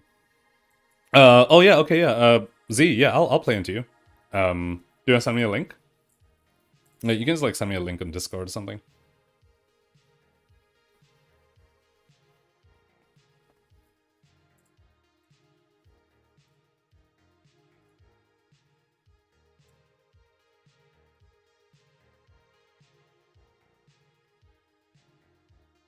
Yeah, Prism. I'm so glad Prism is gone. Like, just look at how healthy the meta is right now. Like, there's like so many viable decks. There's no deck that it's like you play this. Okay, maybe Azalea Bolton, but like, there's very few decks right now where you play it and you're like, okay, no, this deck's just like a meme. Like, there's so many viable decks, and I attribute a lot of it to like Prism going away. Like, just the fact that Prism had like these like auto win matchups and then these like auto loss matchups was just so. I just so. I was so unhappy about it, like, going through it, and even now, like, when I think about it, I'm like, I can't believe that was a thing. Like, that was a thing we all had to go through. It's really not fun. Like, just the fact that Dory is, like, able to, like, come out and play right now, like, I love it. It's just, it's so... Like, I really like it. Alright, so... Z has sent me a game thing, so let's play it.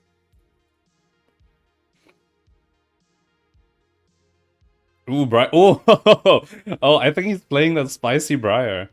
His really interesting like Channel Thunder Step Briar. I mean, yeah, okay, I'm gonna pretend I don't know, of course, because if I do know, like, if I've scouted it beforehand, I would like bring in Alluvian, because he runs a lot of Arcane in that. But I'm just gonna have my typical Briar setup, and let's see how that goes. Yeah, he's playing this like lightning list. It's such a treat actually to watch.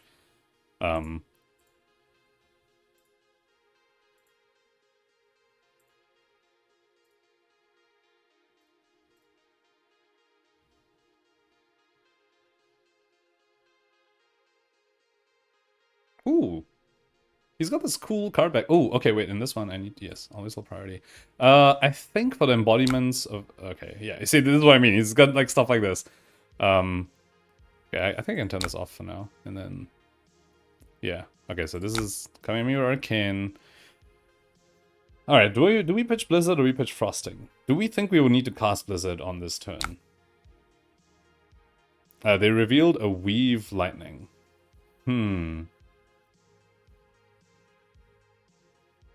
Yeah, I will block 2 on this.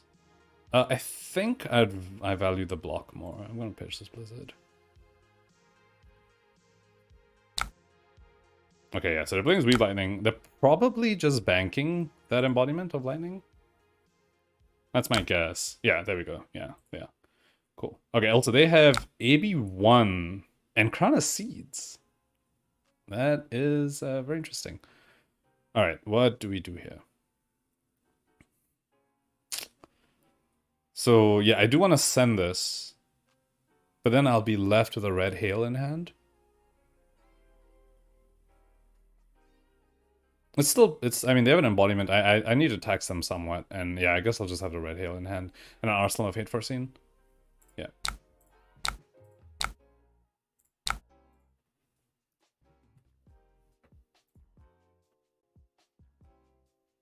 Oh, you love Prism? Yeah, she was your main? Ah. Okay, yeah, so opponent's doing the classic block one with a blue and then use the 2 floating to pay for the effect. Are we gonna Arsenal Fate Foreseen?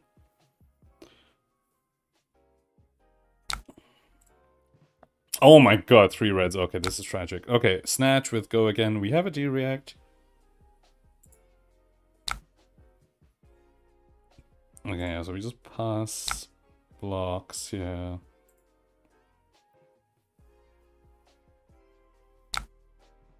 We'll do the Fate. I mean, Channel Bleak has some, like, sort of mild use against the Crown of Seeds, but I think we can just bottom that.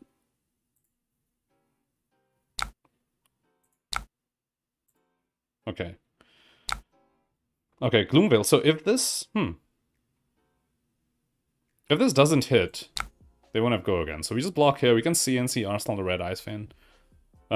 Which obviously isn't an amazing Arsenal, but... Since we're doing a CNC on our turn, we are sort of getting some tempo that we are okay not having a disruptive card in Arsenal. And I'm guessing they don't have a pump, because I think if they did, they would have pumped the Snatch. So... Yeah, no, they definitely pump the Snatch. So they also got an embodiment. Yeah, okay, cool. So they don't have a pump. We don't need to play around it. We just block 3 here. And we get to CNC them, which is really nice. I guess when they have Crown of Seeds, not so nice. But, I mean, it's still a card and 5 damage in that case, so... I don't hate it.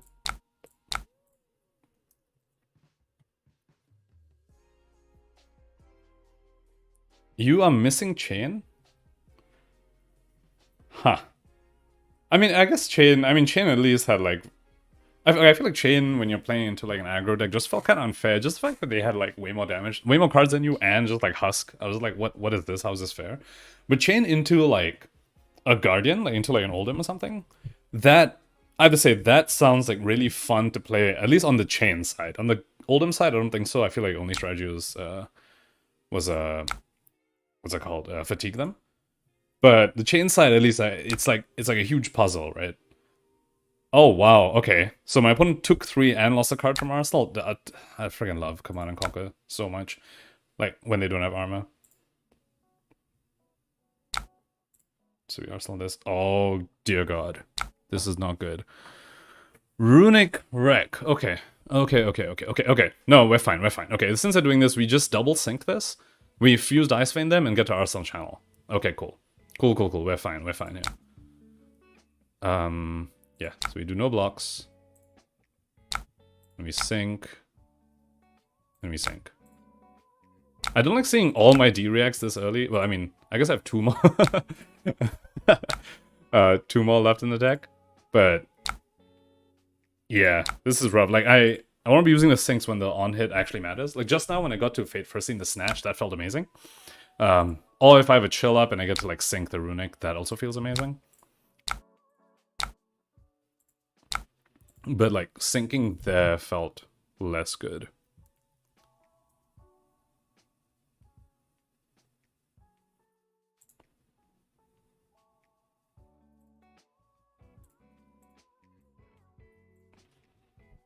Yeah, so Chain was... I mean, at least Chain wasn't a brain-dead hero in that sense. Where it's like, you know, I kind of... Like, there's a lot of skill to play the deck, right? Particularly into Fatigue, so that's interesting. Just don't come in here and say you miss Starvo, alright? It's getting kicked from the chat if you say something like that. I'm just kidding. I'm not actually gonna kick you, but seriously, if you miss Starvo, I have serious questions. If you tell me you miss Starvo. Okay, so this took 5 from this. I'm guessing they're gonna discard a red. Yeah, they discard a Vexing Malice. Cool. And you get to Arsenal Channel Lake Frigid. Oh, there we go. Oh, I love this play. I love this play so much, where I get to channel and then into CNC. Yeah. So okay. So since I'm doing channel into CNC. Argument for what I want to Arsenal. I probably want to Arsenal Ice Bolt because I have the Tunic up. So I can do the Ice Bolt Winnie Moon. Wait, no, I'm a clown. I'm gonna be using Tunic now to Waning Moon. Ah! I need to undo this.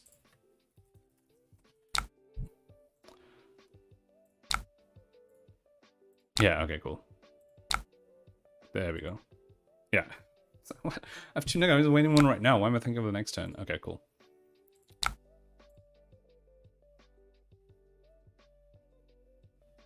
How do I feel about my Rhino matchup? It's scary. Rhino is tough. Because Icelander wants to block, right? It's like Icelander doesn't do well with like 4 or 5 card hands, so it's like I'm forced to like sort of like always play my Arsenal kind of thing on their turn and like keep Waning Mooning them so that I can use my whole hand efficiently. Otherwise, if they intimidate the wrong card, then it's just I can't block. So Rhino can be tough. Again, as with like everything, it's not not an auto win or auto loss on either side, but yeah, it's tough. This Thorn's coming in, we don't care about it. Yeah. Cool. We will Tunic to Waning Moon. Cool. Alright, and now we get the CNC keeping channel around and Arsenal a damaging card, which is just it. This has been an awesome turn cycle.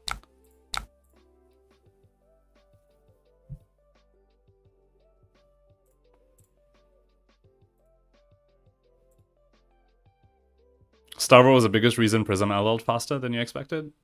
Yeah, I guess that makes sense, yeah. Although, I don't know, I guess, where did you land on the Starvo versus Prism, like, matchup idea? Because I know a lot of people, like, it felt like it depends who you ask. If you ask a Starvo player, they're like, oh yeah, no, I'm fine against Prism, I can kill Prism. And if you ask a Prism player, they're like, oh yeah, no, I'm fine against Starvo, I kill the Starvo. And it's like, I feel like there was no consensus on, like, who is actually favored in that matchup. So... yeah, like where do you land? Do you think Starvo was favored or was Prism favored? I guess to the point about Prism LLing faster because of Starvo, I guess regardless of who's favored, that just makes sense. Because even if Starvo is favored, Prism still probably had the best chance into Starvo out of like all the heroes. At least until Awakening got banned and then Chain could actually do something. But yeah. Okay, so our opponent is using Crown of Seeds here.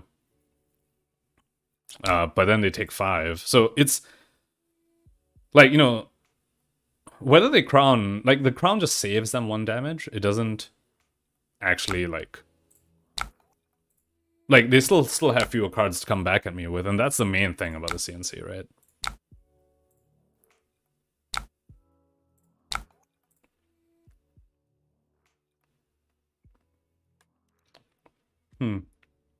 So okay. So we have a really nice player.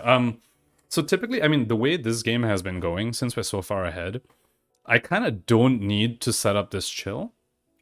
Like, I was just thinking about it, I was like, when I see my first chill, I'm not sure if I even need to set it up. But given that I have channel up...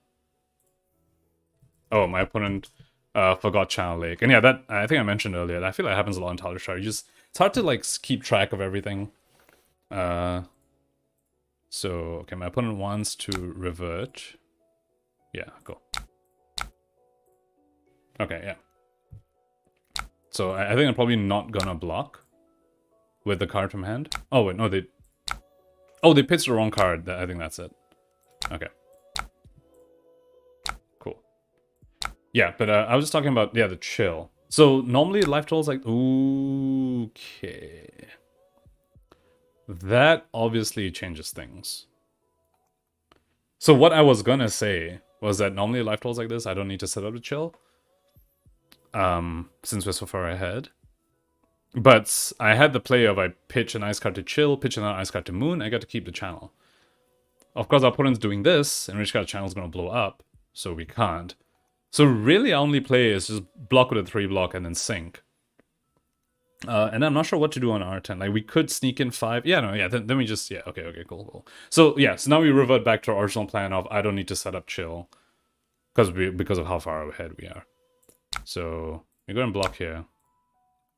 And yeah, here's where the sink, I guess, feels good. I guess, I mean, if we're not keeping channel around anyway, it doesn't make a difference. But we stop them getting a rune chant, I guess.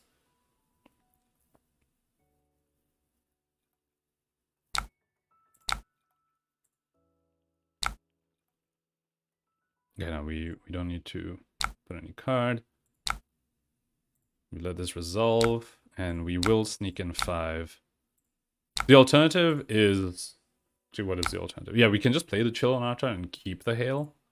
But I kind of value just getting the 5 damage in right now. Get to Arsenal Cold Snap, which is an awesome card to Arsenal.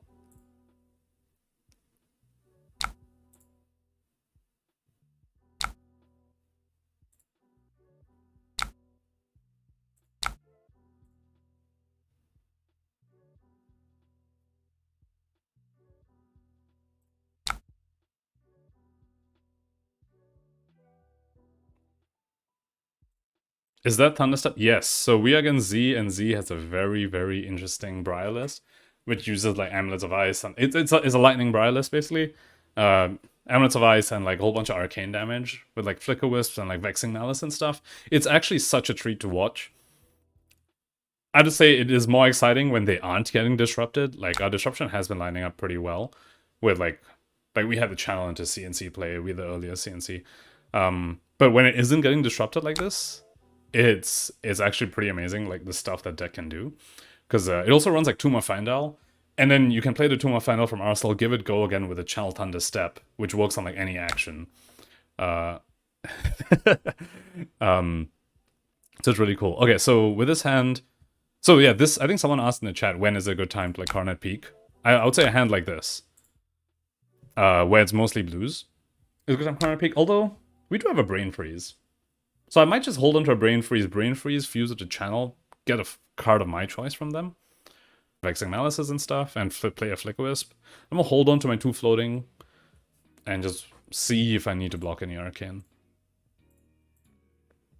Throw so we can see what his deck can do. You know what? No, I mean, he streams too. He streams every Tuesday. He's part of a team Card Advantage. It used to be Team Kitchen Fable, and now they're called Now Card Advantage. As in, the Now is actually part of the name as well. So the new team name is Now Card Advantage. I'm actually just trolling. It's not actually called that. Okay, they revealed an Amulet of Lightning.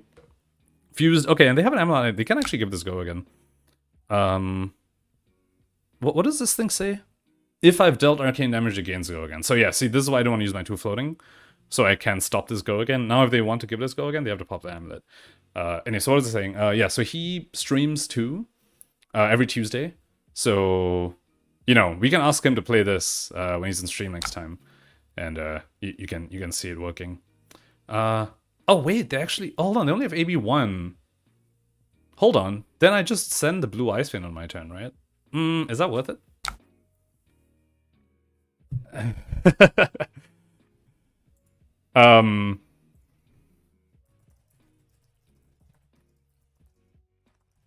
He just sent a message in the chat, but I know you all can't see it because my face is blocking. But he's telling you all that he's dying. That's what he said. Okay, so I think, okay, I'll just block with a Brain Freeze first. If he does give it go again, then I'll block with the Ice Vein. If he doesn't, then I can just send the blue Ice Vein.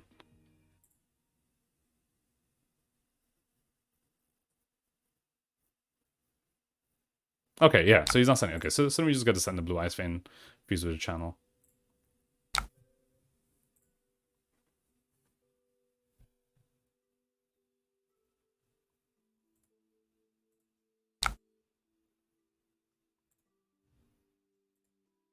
Wait, what? Whoop. My turn got skipped for some reason. Let's revert it back. Okay, cool. Alright, cool.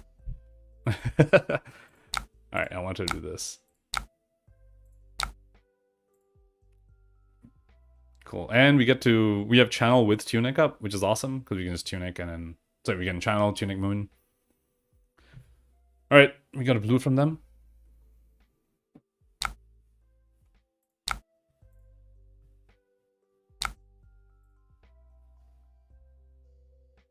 Belittle? Oh god. Oh god. Yeah, and we have a... Okay, yeah, so this is what I mean, like...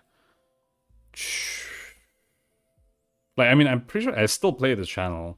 It's just that the effectiveness is a lot less when they play a Belittle, of course. Alright, so I need to keep either the frosting or the channel beak expands on my turn to pitch to keep this channel around.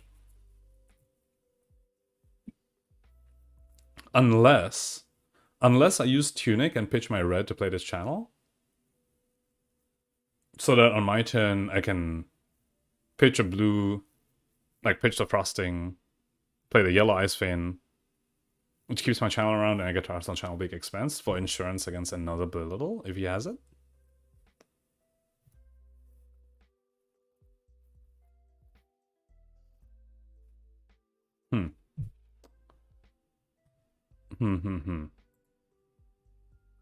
This is the first belittle we've seen, so it feels like in Arsenal.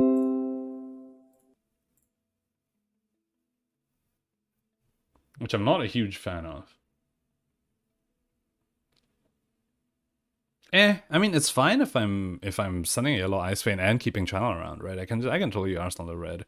Yeah. You know what? I think I'll do that line. So yeah, let's do this. Yeah, I think if I wasn't this far ahead, I probably would have chosen the other line.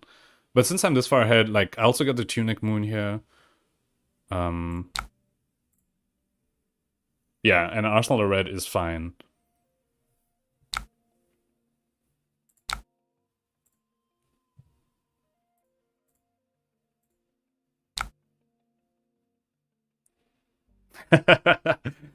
Don't be screen peeking. Nah, I don't think he is. Alright, so this thing's coming in.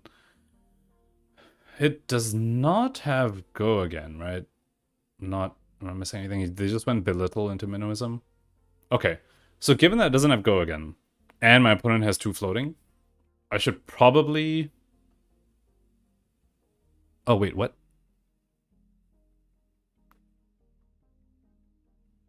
Wait, hang on. Oh my god, wait. My opponent revealed a belittle to that first belittle.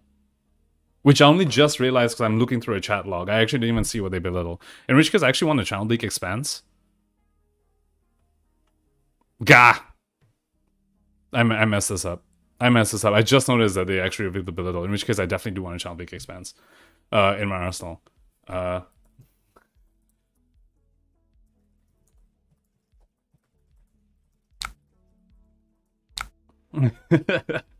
like, and this is one of the mistakes where I wouldn't have made if we were in person, right? Because they'll be like, I reveal a belittle. Whereas here, it's like, I need to look at the chat log, which I just wasn't looking at.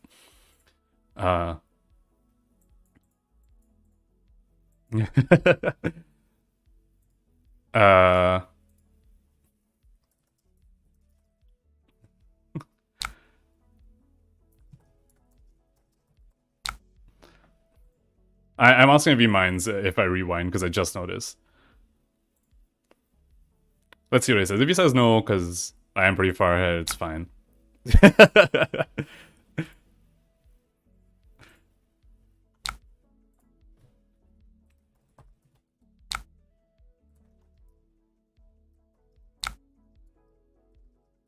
It's okay. You know what? Since I'm just going to chalk this as like a misplay on his part, because he could have revealed Vexing Malice instead and not give me an information that he has belittle. In which case, I would have gone for the line I'm doing right now. So let's just assume that happened and I don't know he has a belittle. Okay, so in that case, my opponent has 2 floating. That's a belittle in hand. Since they have 2 floating, I don't want a Tunic Moon here, so I don't mind tuning Tunic to block the Arcane. But we've already gone to this thing.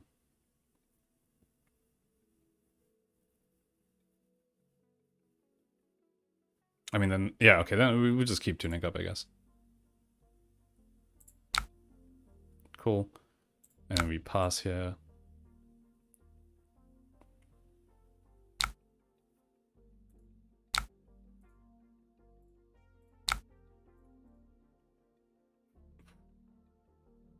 Who looks at chat logs, right? Exactly.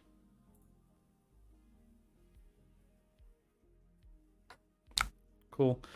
Then we get to yellow Ice Vein, fuse with the hail. We didn't get to like we didn't use the tunic. I mean, I could have tunicked. I tunicked too late. It didn't give me priority. I don't know if, but I mean, if we're asking the hail, a red hail, like tunic red hail is a really nice play. So I'm not too I'm not too sad about not getting a tunic value the previous turn.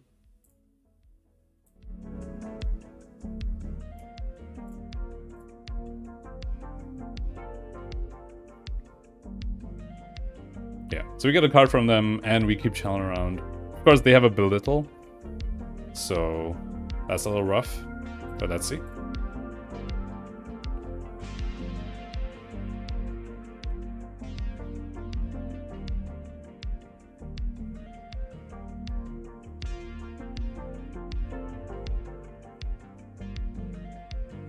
No takesies, backsies. I mean, I feel like on Talishar, it's a little more okay, because, like, stuff like the reveal, right? It's like, I didn't notice what you revealed, because, wait, why the Ice Fang deal 3? They have 1... Oh, yeah, they can't crown because of my channel. Alright. Cool. Yeah, I'm very happy with this.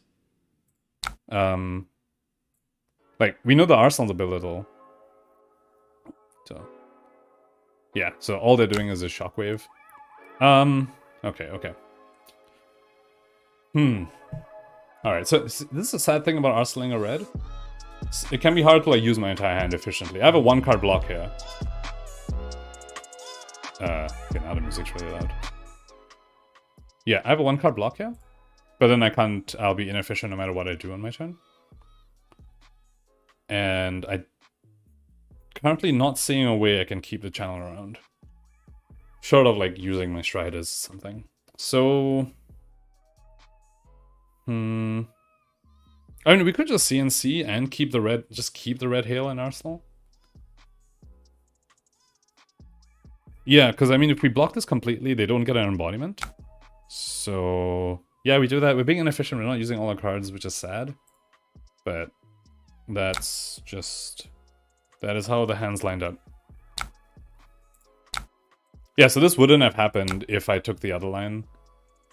We can bottom this Ice Bolt. If I took the other line, where I Arsenal the CBE, because I could have definitely played it and, like, dealt them damage. Okay, so we just go CNC here. They have no embodiment, so this puts them in a tough spot. And belittle when you only have 3 cards is actually not very impressive, because one of it is a card to pitch, and the other card is a card you reveal, so I have, like, complete information of what your hand is.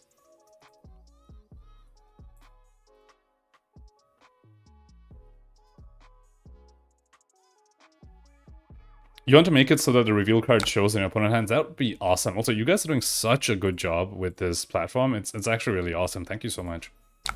Like, I feel like it's because... Wait, what? Oh, my opponent ended the action. Like, it's like, because this platform exists, that now, like, streaming Flesh and Blood is a thing. You know, so, like, huge props to y'all for making this.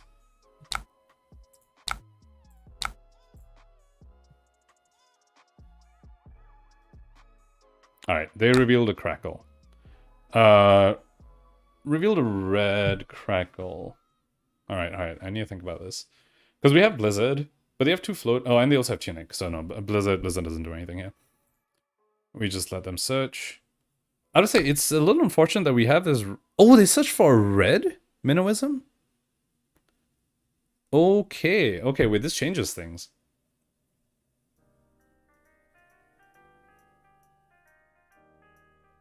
Oh, no, they can still just play the Minnowism and Crackle afterwards for sure. Okay. No... They haven't fused. Okay, so they can't swing Thorn. Okay. Yeah, this red in our arsenal is actually being quite clunky. To the point where I almost want to give up playing this red Ice Vein and just Tunic Hail so I can just replace Arsenal. Because if I want to hold on to his Ice Vein, it's like 3 cards. And I'm actually taking damage this turn, like a decent amount of damage. Because they're gonna... Yeah, Minnowism Crackle is in a 7, this is in a 3. So I'll be taking 7 to send the Ice Vein. Whereas I can just, like, block a bunch.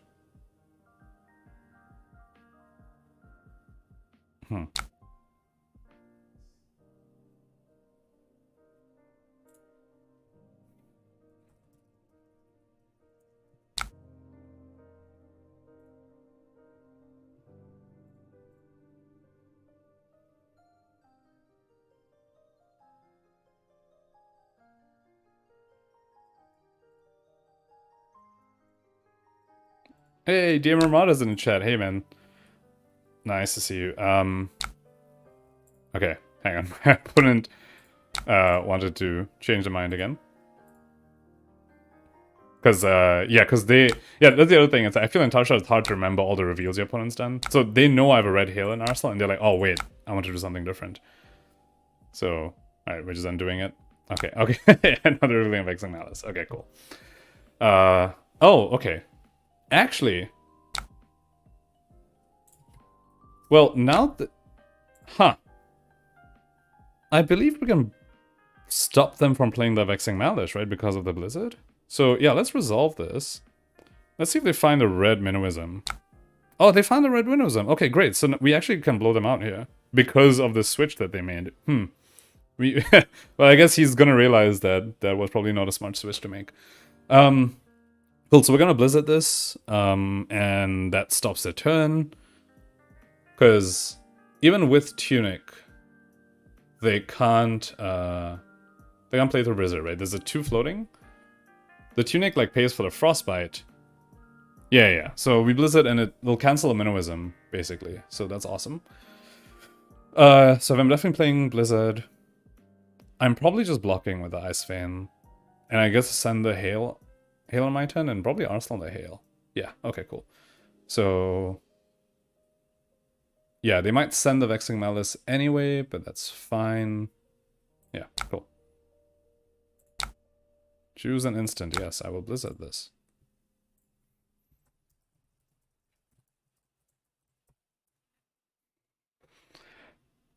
I'm just telling him that I'm glad he made the switch, because now this Blizzard kind of blows him out.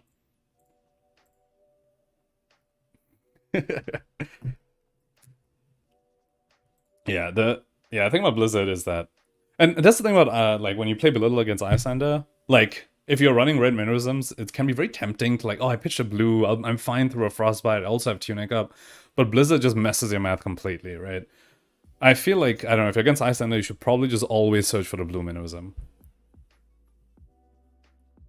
It's, man, Blizzard is just so amazing against Belittle, because, I don't know, a lot of times, I like Fi especially, because they don't have enough blues. A lot of times they pitch a red to play the Belittle, and you just Blizzard it right there, and it's like, okay, your turn's done. Or if your opponent Briar gets greedy, they pitch a blue, they've tutored the red, then you're like, oh, okay, cool, I'll Blizzard it now then. Like, just the fact that it's an instant and I choose when to do it is pretty great.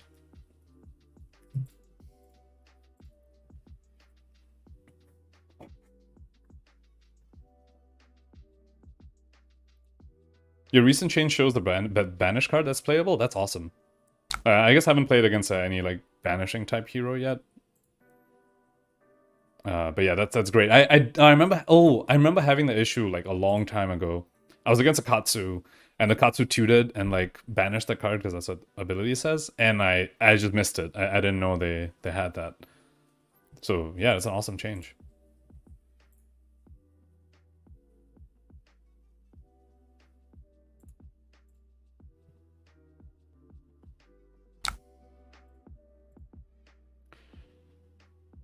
Okay, my opponent didn't pay. Okay, so we are just good here. On our turn, we got to send the Hail. And our opponent's this low. Is so low to the point where I kind of want to Arsenal a blue Hail.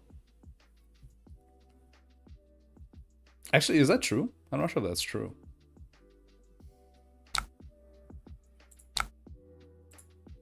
Wait. Oh! Right, of course. Creepers is a card. Okay. Alright, okay, so this means we just... yes, okay, so they will Vexing Malice here. And we will activate Tunic. Wait, no, hang on. We need to block this Arcane so that the Creepers gets destroyed. And then on our turn, we can just Tunic Hail them.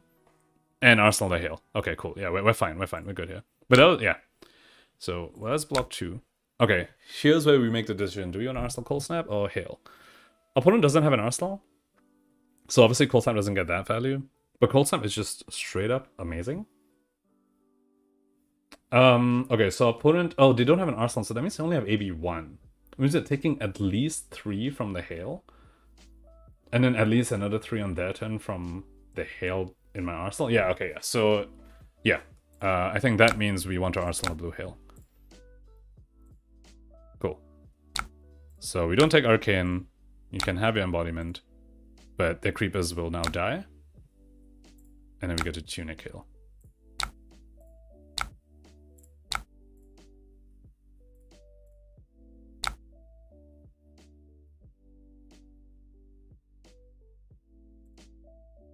Okay, yeah. So they just took 4. We have 5 damage in our arsenal.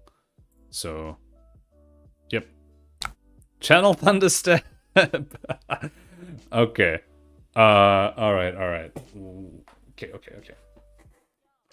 I mean, we could just wait and see what else they do. I don't think we need to do anything here. They have 2 floating, so the Frostbite here doesn't actually do much. So I'm just gonna wait and see what they do.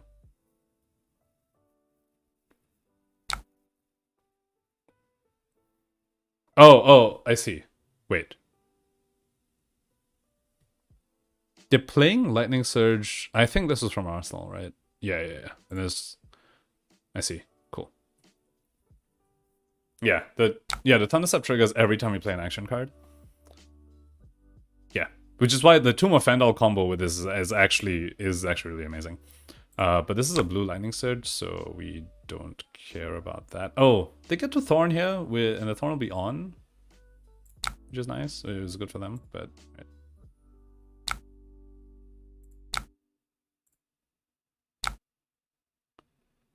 Cool. So let's go ahead and hail, and I guess... Wait, did I just punt and like not Blizzard there? No, I know I didn't plan to Blizzard anyway because I don't know. Yeah, I'm just being aggressive at this point. Yeah. We're cool. Oh no, I punted by not giving them a Frostbite and forcing the last card out of them. That was the issue there. I will take all this damage. I guess it's not too much of a difference, because... Yeah, it's fine. Because I'm still threatening damage, and that's resources from the hand anyway. Yeah, and if they just take all of this... Yeah, then now I'm threatening lethal with the Aether Hail on my turn. And I get to Arsenal Ice Eternal, which is a card I'm very happy to Arsenal late in the game. Just because it can deal so much... Like, I mean, not so much, right? Like, it can deal up to 4. With Metacarpus, potentially even more. So, it's a fine card to Arsenal.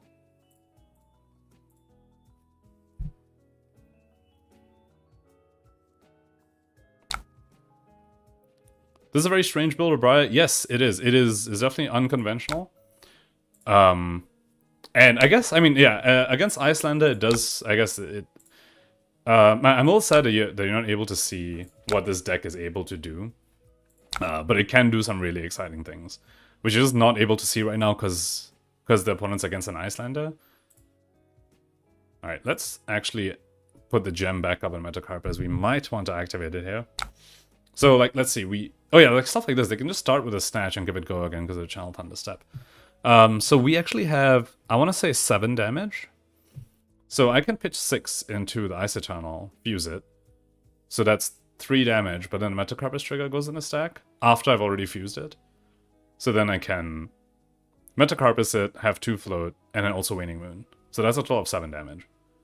Oh wait, output only has AB1. I'm doing all this math for nothing. Yeah, alright. So let's go this. Yeah, I don't even need to Metacarpus, yeah? No, I don't want to pay. Because this 3 damage just kills him.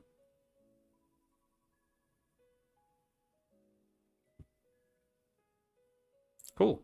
Yeah, we got that. Yeah, so, yeah, it's a bit of a pity that you didn't get to see what that Briar deck is able to do, because it's able to do some really fun things with Tomb of Fandal getting go again from Channel Thunderstep, and still meeting the requirement for like half an embodiment of lightning. So you do that at the start of your turn, and you play another non-attack. Then you get your embodiment actually, and after you just pop off with like a whole bunch of arcane and stuff. It's a really cool list. But yeah, it is obviously very vulnerable to like disruption. So yeah. Didn't respect the OSS respite, but it paid off. Yeah, true, but if my opponent respites, I can respond to the life gain of the respite with like my Waning Moon. And so, you know, they would need like a second respite.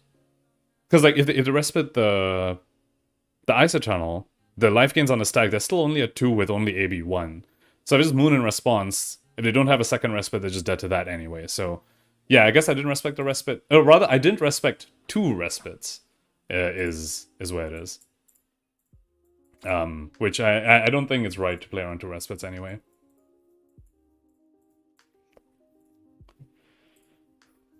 Okay, so what is it? How many games have we played? Was that 3? We played against an Azalea, a Bolton, and a Briar.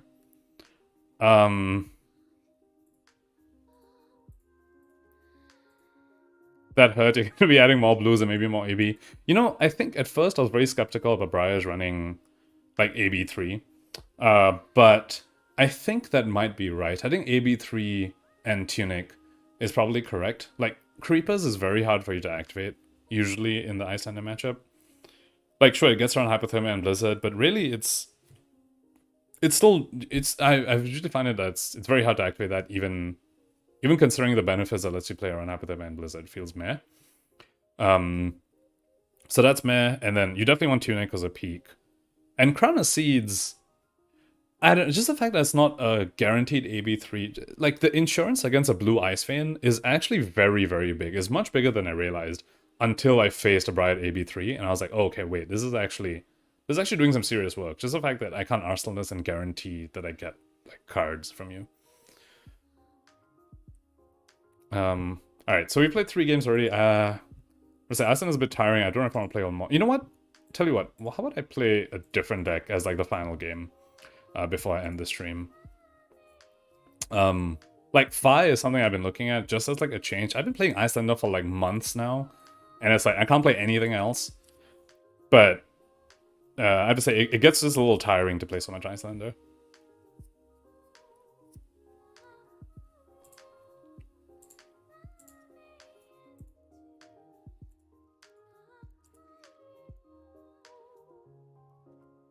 Who am I kidding? I'm just playing Icelander. Yeah. I was thinking about Fire, I'm like, wait, I don't know like any line. So let's just do that. Let's see. Alright, but this will be the last game. Oh my god, we're against a Rhino. Tragic. This is gonna be a rough one. Yeah, probably gonna be a rough one. I haven't completely figured out this matchup. So yeah, let's see. Okay, one that sinks in for like the barragings or whatever. Like Arsling or D-React into Rhino has a lot of value. Do I want to also add the Fates, is the question. 3,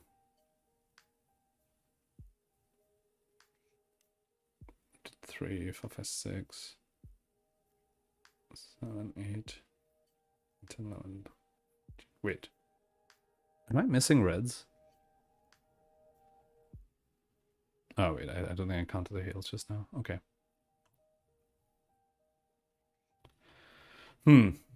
Opponent is also going first. So that's not great. Also, I'm not sure what I'm going to take out for the Fates. That's the thing. If I guess these red Ice Balls. I could take out red Ice Balls for Fates. That could potentially be fine. Like when I Arsenal D-React against Rhino, I just feel so much safer when you have a D-React in Arsenal. So yeah, I'm gonna go ahead and do that. Cool.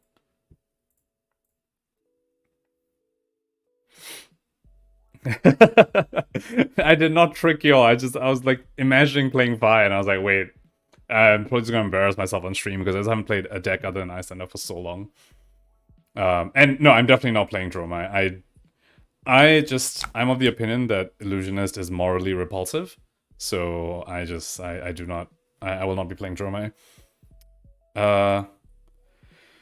Okay, we're getting a turn 1 barraging here. I still have to play another one where that's really sad. I feel like Rhino kinda could potentially do like the equivalent of like a Bravo thing. Like turn 0 where it's like they dominate, or like, you know, Rhino just intimidates the entire hand. There we go. So that's the second intimidate. We have 2 cards to block with. I mean, we definitely do it to turn off the barraging. Obviously, I would have much rather send this Fighting Spirit, but, you know, we didn't really have a choice there. Okay, and our opponent has AB3. Alright, and yeah, that's a problem, right? Like, that was, like, our only red And we blocked with it, and now we just have a bunch of blues, which is not fun. I mean, it's still best way is probably just send the blue Ice Fan Arsenal Polar Blast. We also get to Moon. Yeah, that's almost damage, so let's do that. Channel Bleak Expanse has like some use into Rhino. I mean, obviously, if Channel Bleak Expands a Blood Rush turn, that's amazing. They also have the Tutor.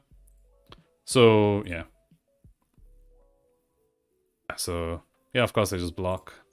And we'll Waning Moon. Hopefully, we leak a bit here.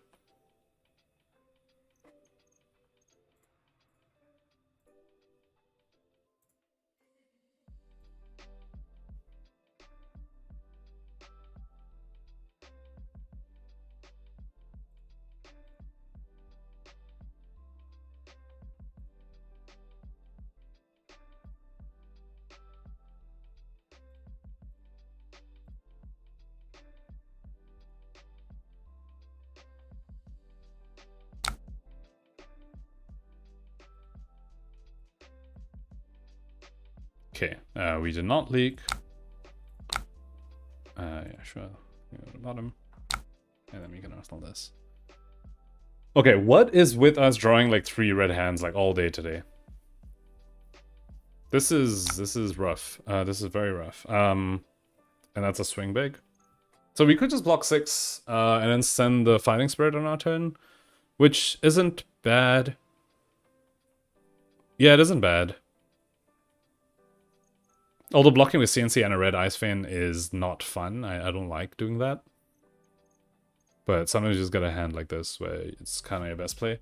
So, yeah, we're just going to be swapping to 2 card 8s, I guess.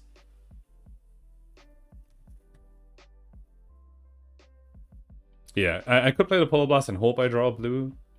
But that's still... Yeah, then what? I use that blue to swing the Fighting Spirit and Arsenal like the red Ice Vein, I guess.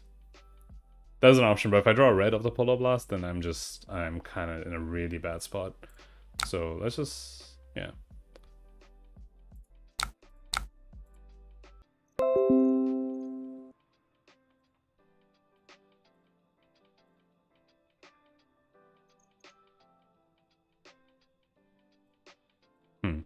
Ooh, I should probably get like a win rate counter up somewhere here. I don't know. Wait. Oh. Okay. We should be back. Okay, yeah. Yeah, maybe I can do that for next time, right on the list. It's like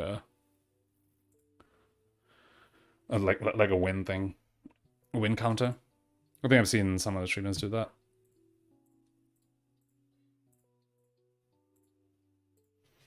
Okay, so opponent's blocking with the Scab Skin, which is good from them. Like, yeah, I feel like it's Icelander. You kind of just want to use your equipment pieces like as early as you can.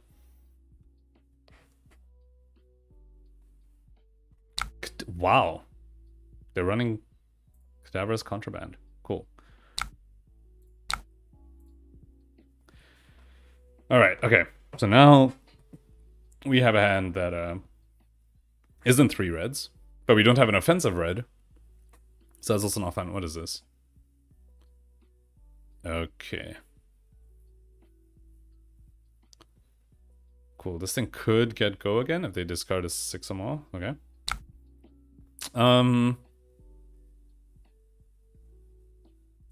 Yeah, it doesn't make a difference whether I pull up blast now. Wait, what? Oh, okay. They undid what they did. Activating Tunic in response to their own Wild Ride. Alright, I'm just gonna do this right now.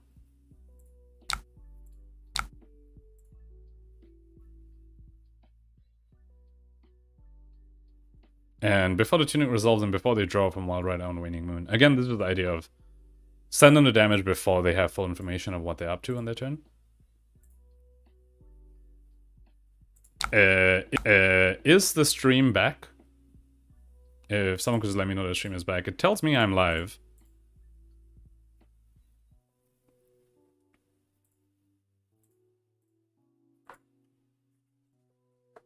Oops.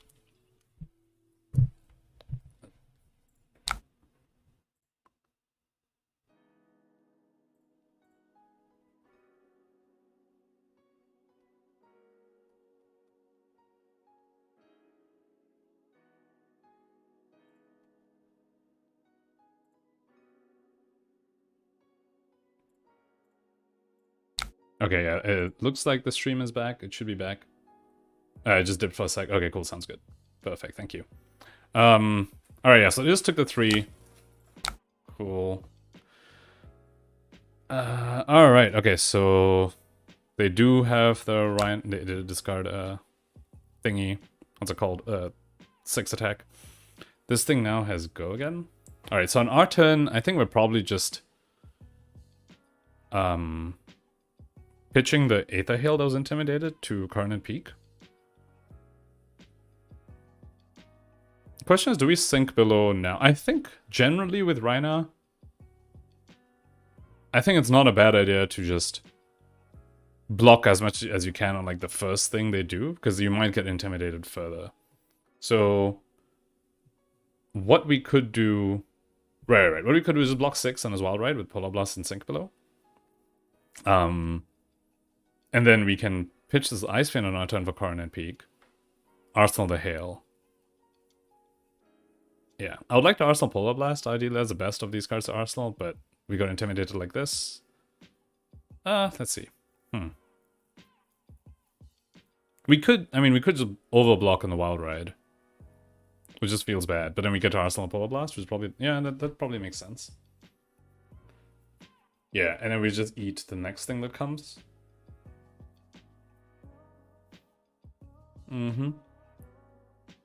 Could get pummeled, but don't...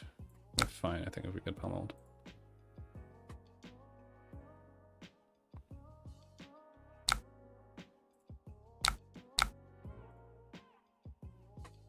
Yeah, cool. And then we get Arsenal Polar Blast, which is fine. We're probably just getting clubbed. We're getting erase faced. Okay. But it is, they won't have an Arsenal because of the Frostbite.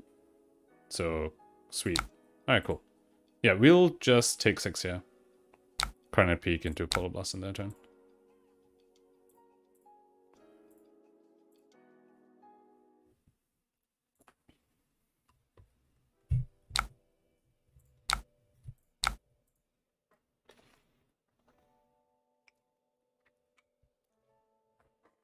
There's an argument for Arsling Hail, maybe? Oh, Hail is one of the cards I'm actually really not unhappy to Arsenal. Although I guess the full card draw you get from Polar Blast is not...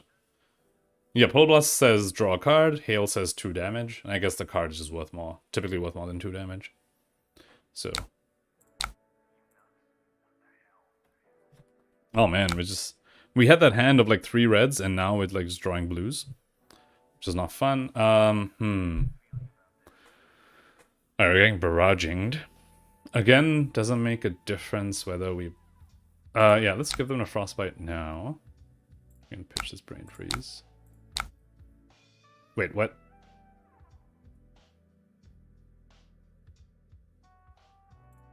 Wait, what happened there?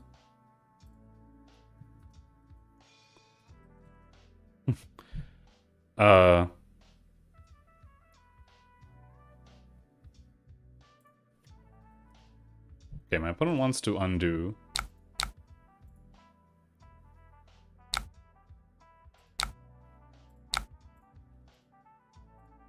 We can't seem to undo past this point. I guess we can undo to start of the turn. Yeah. Oh! They're doing a barraging.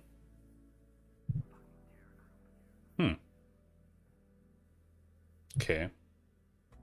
Alright, well again, no difference if we Polar Blast now or later.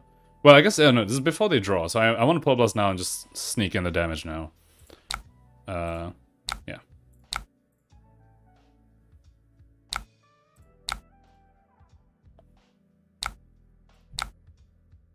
Yeah, I'm really not happy about just not having reds to send at my opponent.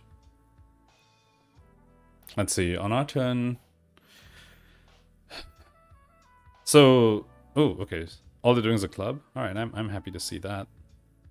This is what? It's coming for 7? Okay. So we have something we need to decide here about whether I want to set up this chill. Whether I feel like it's going to be worth it.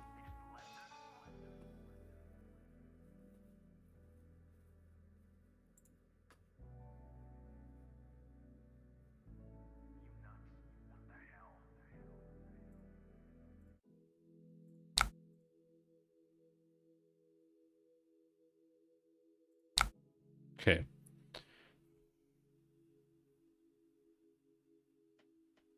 So what we could do is just block 3 on this.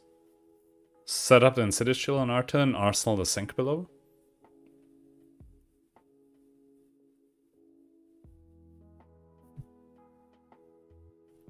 In which case it's sort of, we're taking like 4 to set up the chill. Well, 4 plus, I guess, not disrupting our opponent to set up the chill. And I'm not sure if that's worth it. I guess an alternative line is we block 7 on this, we Coronet Peak on our turn, and we arsenal chill. So then they're on a 4-card hand, we have a chill.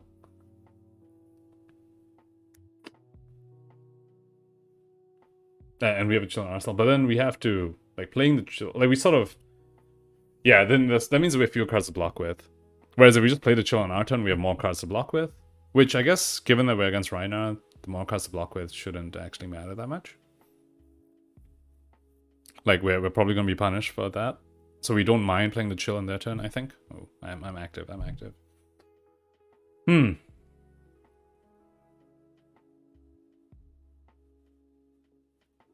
I think, yeah, it feels like it's going to be tough for us to win without setting up a chill. Is kind of my take on this game. And how many Ice Veins have we seen? We have only seen 1 red Ice Vein. So we know there's still 2 reds and 2 yellows left in the deck. So we do have fused targets coming up. And so I kind of want to set up the chill. The thing about arsenaling the chill is that if you draw a bad hand, like a too many red hand, it's like this is a huge liability in the arsenal. And so typically I prefer just playing the chill on my turn because of that. So yeah. And then we have a sink in the, yeah, block 3, play chill, arsenal sink. I'll block 7 peak, have chill and arsenal. Oh, we could just arsenal a hail as well. And that's 5 damage. And we just abandon the chill. I don't know. I think the chill gives us a lot, actually. I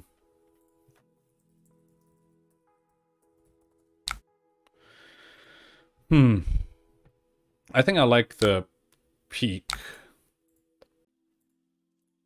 Just so I take them off a 5-card hand, and I do develop my chill. Yeah. Okay. Cool. So in that case, we're blocking 7 on this. Yeah.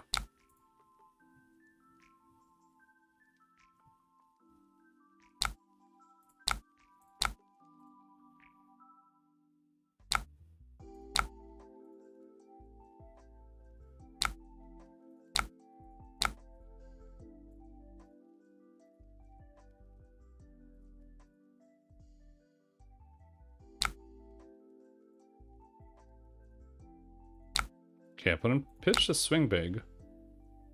Okay. Alright, so again we just, oh man. Oh gosh, this is on Blood Rush turn. That is very, very unfortunate for us. Okay. So I think what I want to do is pitch this amulet right now, just play the chill. Actually no, it doesn't make a difference, does it? I don't know. No, yeah, actually it does. So let's go and do that. Yeah, and a direct got intimidated away, which is very, very sad.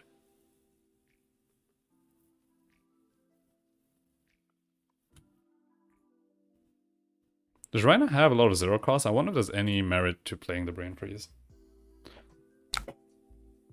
Oh, okay, they're doing the tutor.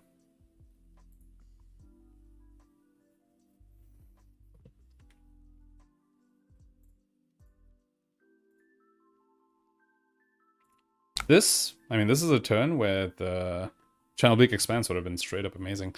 Okay, so we're getting intimidated like a million. And we just don't have a good follow-up on our turn.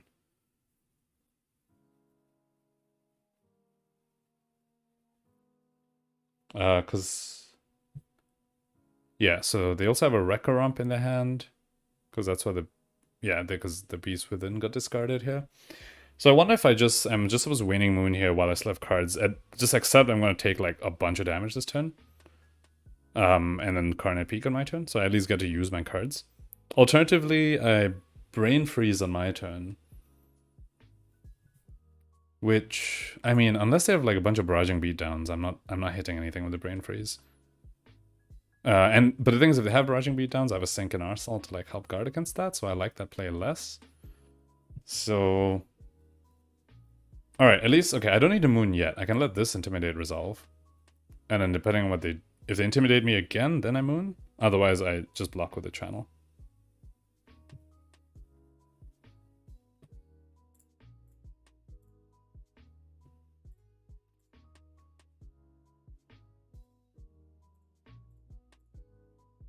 Chat's talking about Young Prism.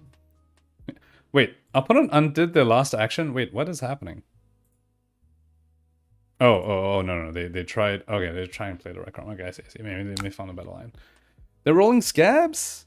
They don't have Gambler's Gloves. Come on, roll a 0. Roll a 0, get punished. They rolled a 3. Wait, why does it say they have 2 action points? Oh, right, because of the... Oh, wait, what? They already had 2 action points from a Sand Sketched. I see, so they wouldn't have gotten punished, regardless. Cool. We're taking a million here. Playing Wrecker, yeah, it doesn't intimidate on the stack, so we're just waiting Moon now. And we can use the 1 float to Ironhide just to, like, be somewhat efficient.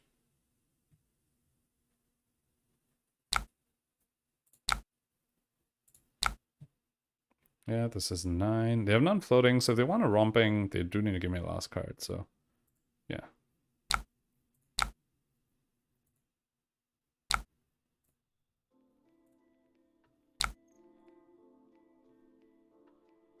They probably should romping because of the buff from the thing. Blood Rush. If they have the resources for it. Gosh, this thing would be coming in for 7. Gosh, that's brutal. That is actually brutal.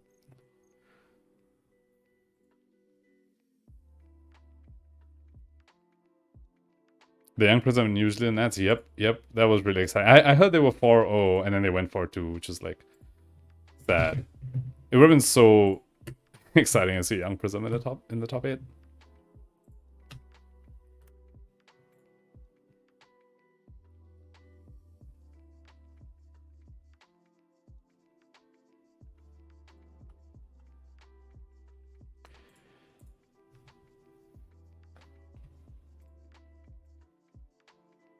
Yeah, I mean, I guess it just goes to show how polarizing Prism is, right? Young Prism, like, still beats Guardians. That's kind of, that's just wild.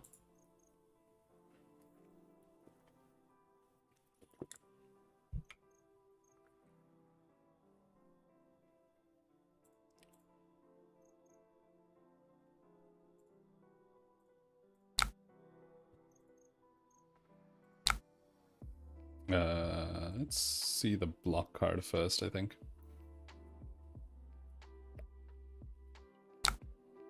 Cool. This is nothing really to think about here.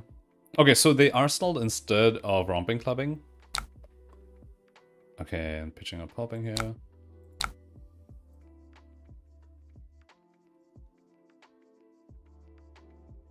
Okay, yeah, so see, stuff like Pulping, that's why we want to dereact on Arsenal, right? We get intimidated a bunch, but we can still just...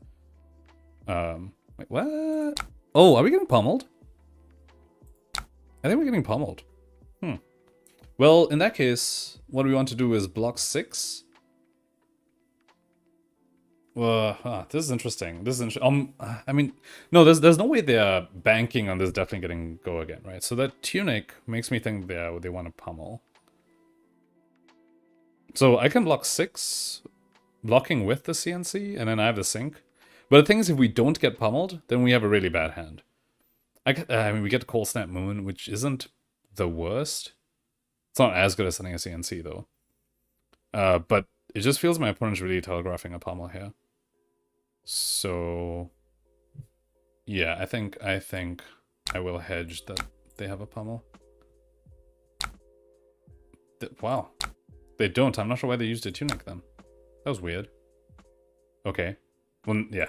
So now we're left with a not amazing line.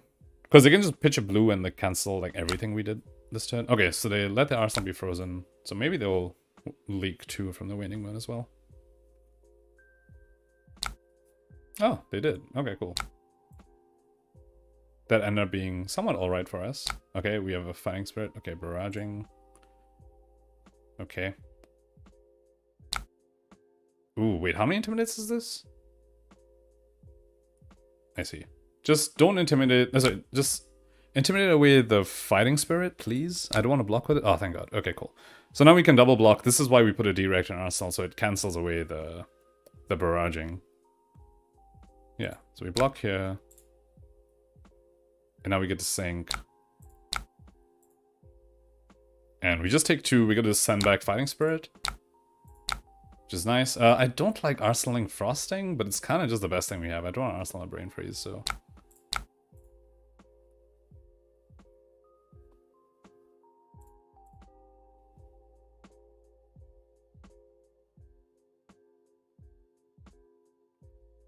how do I feel about Dash into Icelander? I think Dash is good into Icelander. Like, Dash... Like, Dash feels like what Guardian wants to do into Icelander. Where it's like, they have enough blues to block you out. Like, as in Guardian has enough blues to block you out, but they don't have enough damage to stop your combo. Whereas Dash does. Like, Dash has the blues and has the damage. So, I think Dash is good into Icelander. Ooh. This is not a great hand. This is really not a good hand. Yeah, our Ice Veins are hiding from us. We've had this shield set up, and Ice Veins are just not coming. I wonder... I see cards like this, and I wonder whether Hypothermia has game into Rhino. They aren't on claws, though, so... Okay, they discarded Pummel, so this does not have go again. They have 1 floating and a card in hand, so...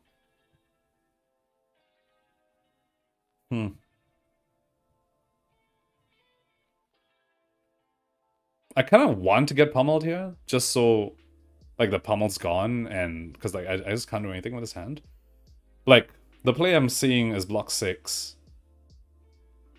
And then play a Frostex on my turn? Probably just Carnet Peak, actually, just because I don't think Frostex does anything. Yeah, and there's no point sending the Frosting a Waning Moon because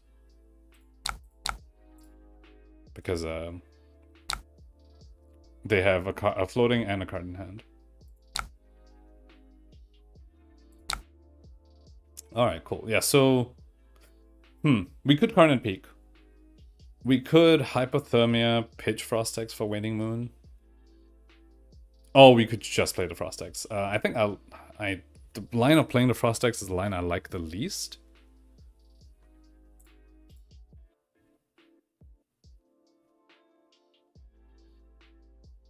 Do I have Discord? I imagine DC is short for Discord. Yes, I do have Discord.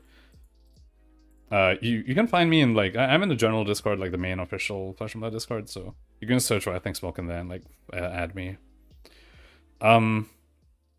Yeah, so I have the option of Frost... God. Hypothermia into Waning Moon is a line I'm looking at right now, and I hate it, but it feels like the best. I could Frosting into Hypothermia... Sorry, Frosting into Moon, Arsenal Hypothermia, so at least it's like a secret, in case they try and do some funky things. Or just Carnet Peak.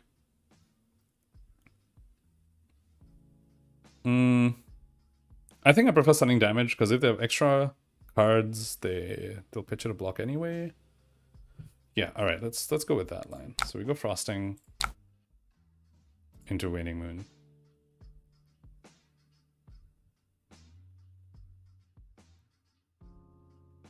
We could get really punished yet, because we are giving them the option to take 3 and have a 5-card hand. I'm just hedging that they don't have an amazing 5-card hand. Because Rhino, I guess, typically doesn't have an amazing 5-card hand. And if they do, I'm guessing... Ooh, I want to say it's hedging around like one of those conditional go-agains, in which case my Hypothermia is going to be good. But they also have Scabs, and we saw them get action points directly from the tutor, so... I don't know. Let's see. Okay, so they are pitching, so... Yeah. So the fact that they're pitching means that this play is better than Carnate Peak, because we leaked 2 and still got a card from them. So, happy to have done that. Man, again, where are our reds? Sheesh. Okay, waiting, barraging. Yeah, once, like, I really need to start seeing some Ice Fins. Ooh, damn it. Kinda got punished for not giving them a Frostbite. But okay.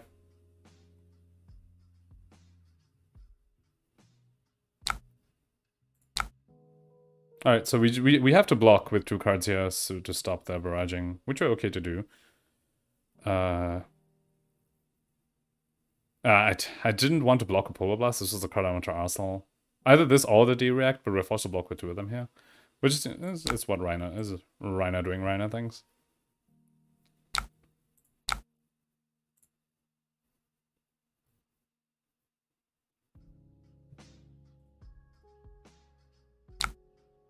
Oh, tuning up so the Frostbite doesn't matter? Yeah, that's a very good point. Let's bottom the Hypothermia. I want to see some reds. Okay. What are we doing on my turn? So on my turn, we could Hypothermia, pitch the Waning Moon to an Arsenal Channel Bleak. We could just play another Chill. I don't like that. Gosh, this is... I mean, I feel like we are almost at second cycle. We really should be seeing those Ice Veins. So, setting up this Chill could probably immediately give us a bunch of value. Because the Ice Veins definitely should be coming. There's only 33 cards left in deck. So they should be coming up. At the same time, it's you don't need 2 Chills. Especially when your opponent's at 20, I don't need 2 Chills. So I think what I'll do is Arsenal a Channel Bleak and hedge for like the last Blood Rush. I think that's a much better line. Because, yeah, just 1 Chill, and once I get Ice Veins going, we'll be fine. We will probably get there eventually. So, cool. Hypothermia. And then I'll Waning Moon to pitch a Chill. Yeah, because, I mean, yeah, they are close to their second cycle too. So, we're probably seeing the last Blood Rush. So, having a Channel Bleak for hedging against that, I don't hate. But just the fact that a Chill has been stuck here on 3 counters for like so long is a little... It's all sad.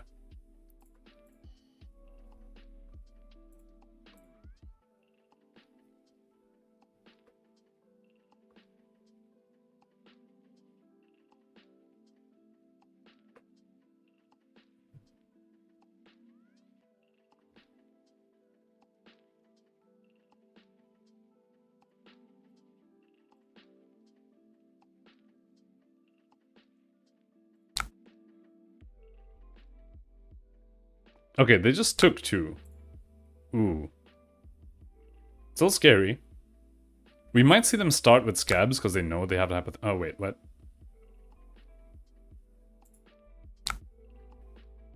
Okay, they're using Tunic to block 1, I guess?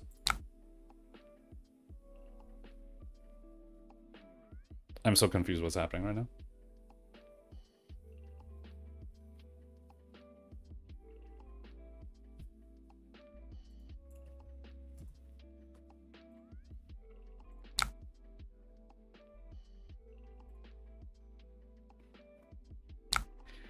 We've been waiting for this Ice Vein for so long, and then we draw it with, like, 3 reds.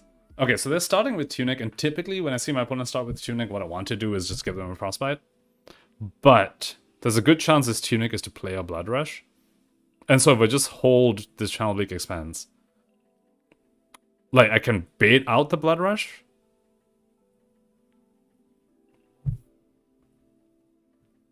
I think I'm going to do that. Like, what else would they start with Tunic for?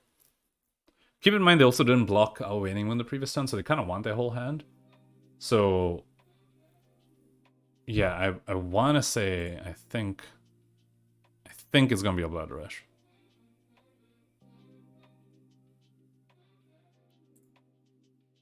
It's a swing big.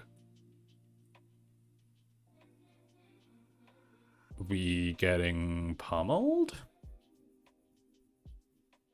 What is happening? Um,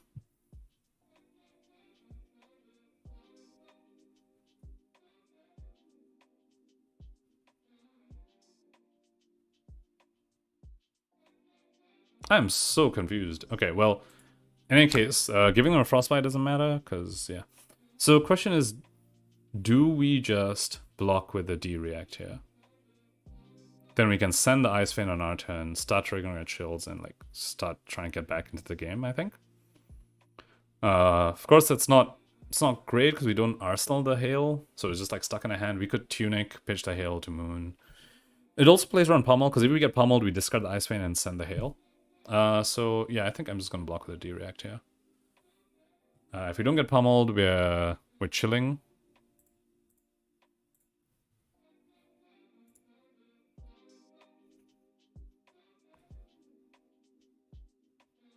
Yeah. Oh, this, I mean, this feels like a pummel. Okay, there we go. Yeah, it is a pummel. Okay, cool. So, yeah, we still do this. I want to bottom that? Yeah, I have 3 more Ice Veins left in the deck, so let's bottom this.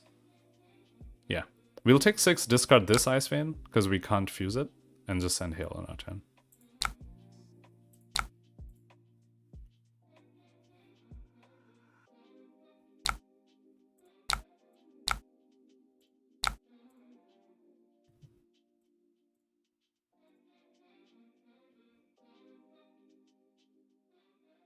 Yeah, just the fact that Icelander is getting really strong in Blitz also means like now Prism is a thing in Blitz, which is like, it was very interesting. Okay, opponent is blocking this time.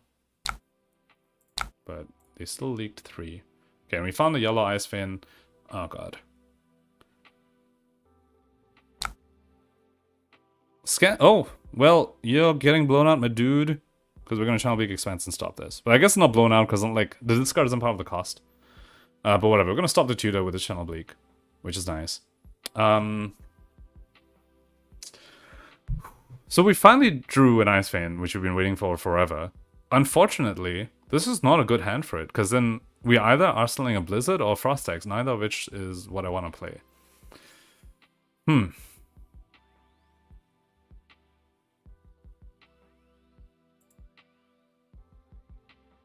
Yeah, so the play I'm looking at is... Huh. Yeah, I'm not sure. What is the play here? Yeah, the play I'm looking at is actually CNC my opponent and arsenal a yellow Ice Vein. Although, there's still a yellow Ice Vein and a red Ice Vein left in the deck, in which case, if I draw, I feel like it's likely I'm going to see them. And seeing them in the same hand with a yellow Ice Vein in the arsenal is very, very bad. Whew. Yeah. The way these hands are lined up have been a little unfortunate. But okay, this happens for sure. And we pitch Blizzard for it. Oh, we could just tunic it out? We could probably just tunic it out, because I don't think we're getting Winnie Moon value here.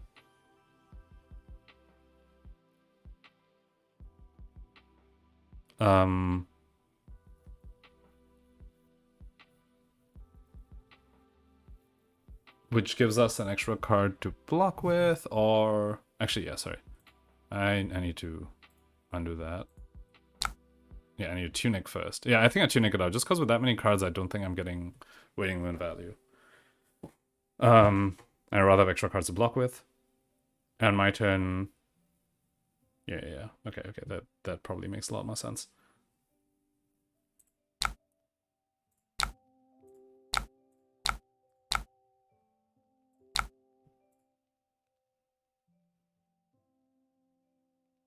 Oh, wait, the discard happens anyway? Let me read the card. What? Wow! It's not an if you do. They discard regardless. Wait, that is crazy. So they did get blown out. And so I should have actually pitched a blue. Because I thought they wouldn't discard there. Oh my god, that is huge.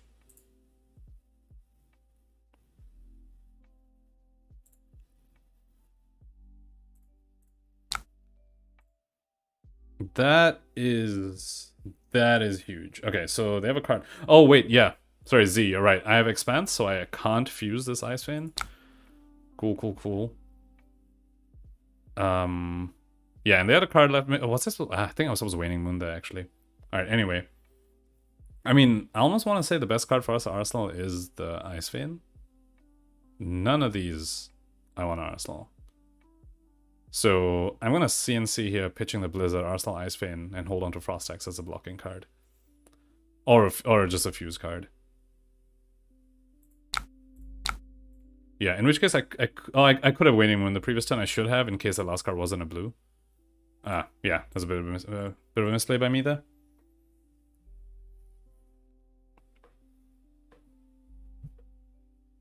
Yeah, I was too mind blown by the fact that the Sand Sketch plan still discards a card even though they didn't tutor. That, oh my god, I can't. Yeah, that is actually huge. Oh, opponent just taking 6 and giving us Arsenal? Yeah, I'll take that. That's the best kind of. Yeah, and there we go. See, this is what I said. We're gonna draw Ice Vein with an Ice Vein in Arsenal. Okay. So again, swung at bigly. We can... Wait. Oh my god, I was not supposed to keep the Channel Bleak Expanse around. Oh my god. Oh my god, no, that's actually game losing. I know I'm Arseling Ice Vein, I do need to revert that.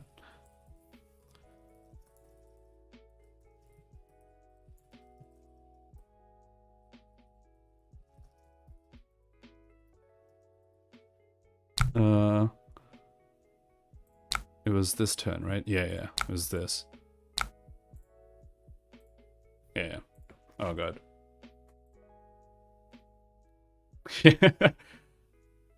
That was, yeah, I'm not so, yeah, I was just like, oh, I thought it was asking me like which card to put in the pitch zone, which it does sometimes.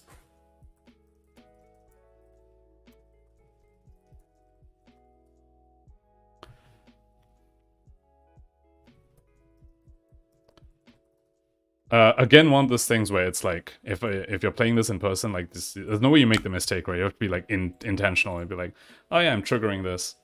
But Talishar does your triggers for you, so it's just like, I was just autopiloting. No, I don't want to pass. Okay, cool. I can Arsenal this. Okay. Anyway, yeah, so we have the 2 Ice Veins, which is not great, but these are our final Ice Veins. So what I'm looking at is sort of probably blocking with a Hail, sending the Ice Vein in Arsenal, and then Arsenaling the other Ice Vein.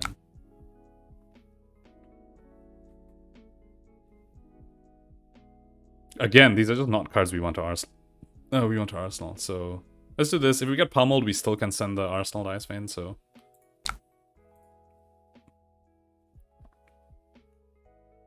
Damn it, it is a pummel. Okay. I don't like going to 6. Yeah, but we have to just discard this Ice Vein here. And we send this, and I almost want to say we don't actually Arsenal any of these, and we just use it to pitch for Waning Moon? No, that can't be right, that can't be right. So, out of these, at this point, we don't have that many fuses left. We've been getting pummeled on our Ice Vein turns, unfortunately. So having the second shield is definitely not going to do anything. The Frost Axe might do something, so we will keep that.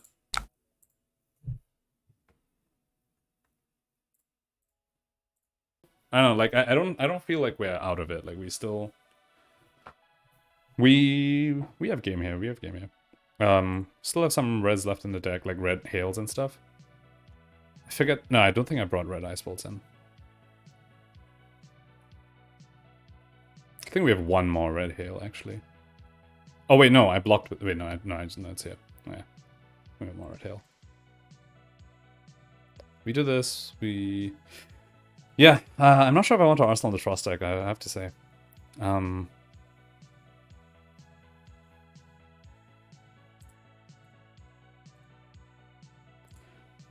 What do I think about the Hamilton list? I mean, I think you need to play very differently.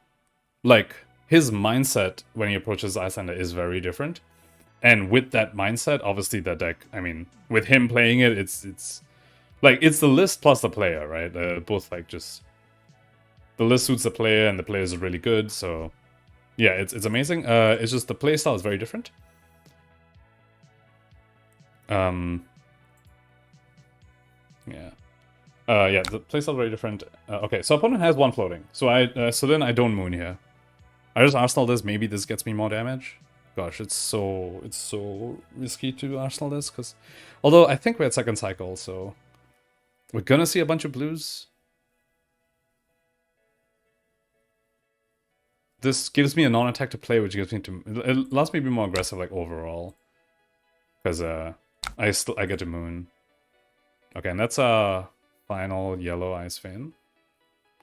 Wait, did our opponent just... Wait. Meaning, we have... I guess what... I mean, they have Tunic up, but I feel like we can deal 7 damage, right? If we include the Frost-Hex Frostbite damage, I think we have enough. Thing is, do we survive the Massacre? Yeah, we just block with Peak. We have lethal here, right? Strider's out this, that's 4, Moon is 3.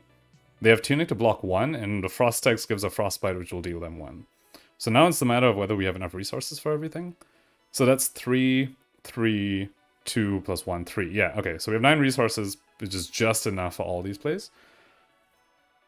I just want to make sure I haven't messed up my math. They aren't drawing any more cards, they have nothing. They have nothing. Yeah, they aren't drawing anything. This... Yeah, this is nothing, so... literally all they have is Tunic. Alright, cool. So we just block with the Peak here. So make sure the math is fine again. We don't even need to fuse this, so we don't care about that. Yeah, so this is... Yeah, it's 8, which is exactly lethal. Cool. So we just block with Peak. We can just let this go to resolution, just in case of things.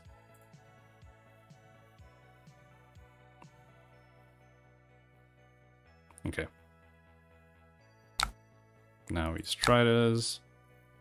Like, whatever, pitch this.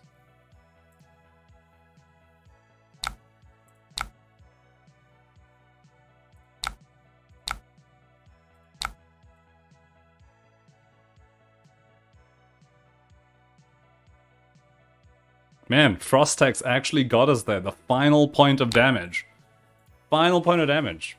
Frost-Hex getting us there. Frost-Hex MVP for sure. 3 resources for 1 damage. That's value. Cool. Yeah, cool. And now we Moon. And now we Frost-Hex. Look at that. Look at that. Magnificent. Alright, cool. Oh, look at that. We're like about exactly half. We both, which is nice, I guess, where you want to be. I thought I was taking way longer than my opponent was, I guess, interacting with chat and everything. Oh. Yeah, it was a yellow Ice Vein. So the Frost-Hex 1 damage was actually necessary. It was actually the final point of damage. Whew. Yeah. Frost-Hex, key in Rhino matchup, confirmed. I'm kidding. Please don't play Frost-Hex into Rhino. I really don't think that's the correct line. Cool. So that was we played 4 games. Managed to get there in all of them, although I mean two of them was Azalea and Bolton. But yeah, I also got that against a Briar and against a Rhino today. So that was nice. Had some good games. The last game, I think, yeah, the Ice Veins, if we just, like, if you notice, we ended that game with still 2 charges left on the chill, which it's a massive feels bad. Okay, I mean, it feels really bad when you lose with that, because that's just, like, value left on the table. So, yeah, the Ice Veins just coming at, like, hands where we get pummeled, or where we draw, like, multiple at the same time was not great. That made that game way harder than it should have been, I think. Because we did manage to get the chill down without taking too much damage for it. And I suppose that is one of those things that... like Michael Hamilton, for example, doesn't prioritize the chills that much. And this could be, I mean, there's a very real argument for why maybe you shouldn't, right? Because sometimes you get stuff like this where it just doesn't line up properly, and you've taken damage to set up the chill, but you're just not able to get value from it. Whereas if you're just sending like 2-card 8s, you know, you're always getting value from it. It doesn't matter.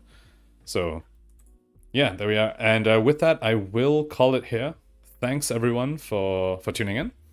And yeah, I'm not sure what my streaming schedule is going to be like. I might try and alternate, because I still want to do my like replay analysis videos. I do enjoy doing them. I also like that. I also think that's it's content that I really wanted when I started the game, so that's why I'm making it. So I might maybe alternate, where I will stream one week and then do the replay analysis the other week, stuff like that. I don't think I have time to do both in the week. That's a bit tough. But yeah, once I figure that out, I'll probably post it either on YouTube or Twitter, and figure that out. And yeah, so thanks everyone for tuning in, and I'll see you next time. Bye.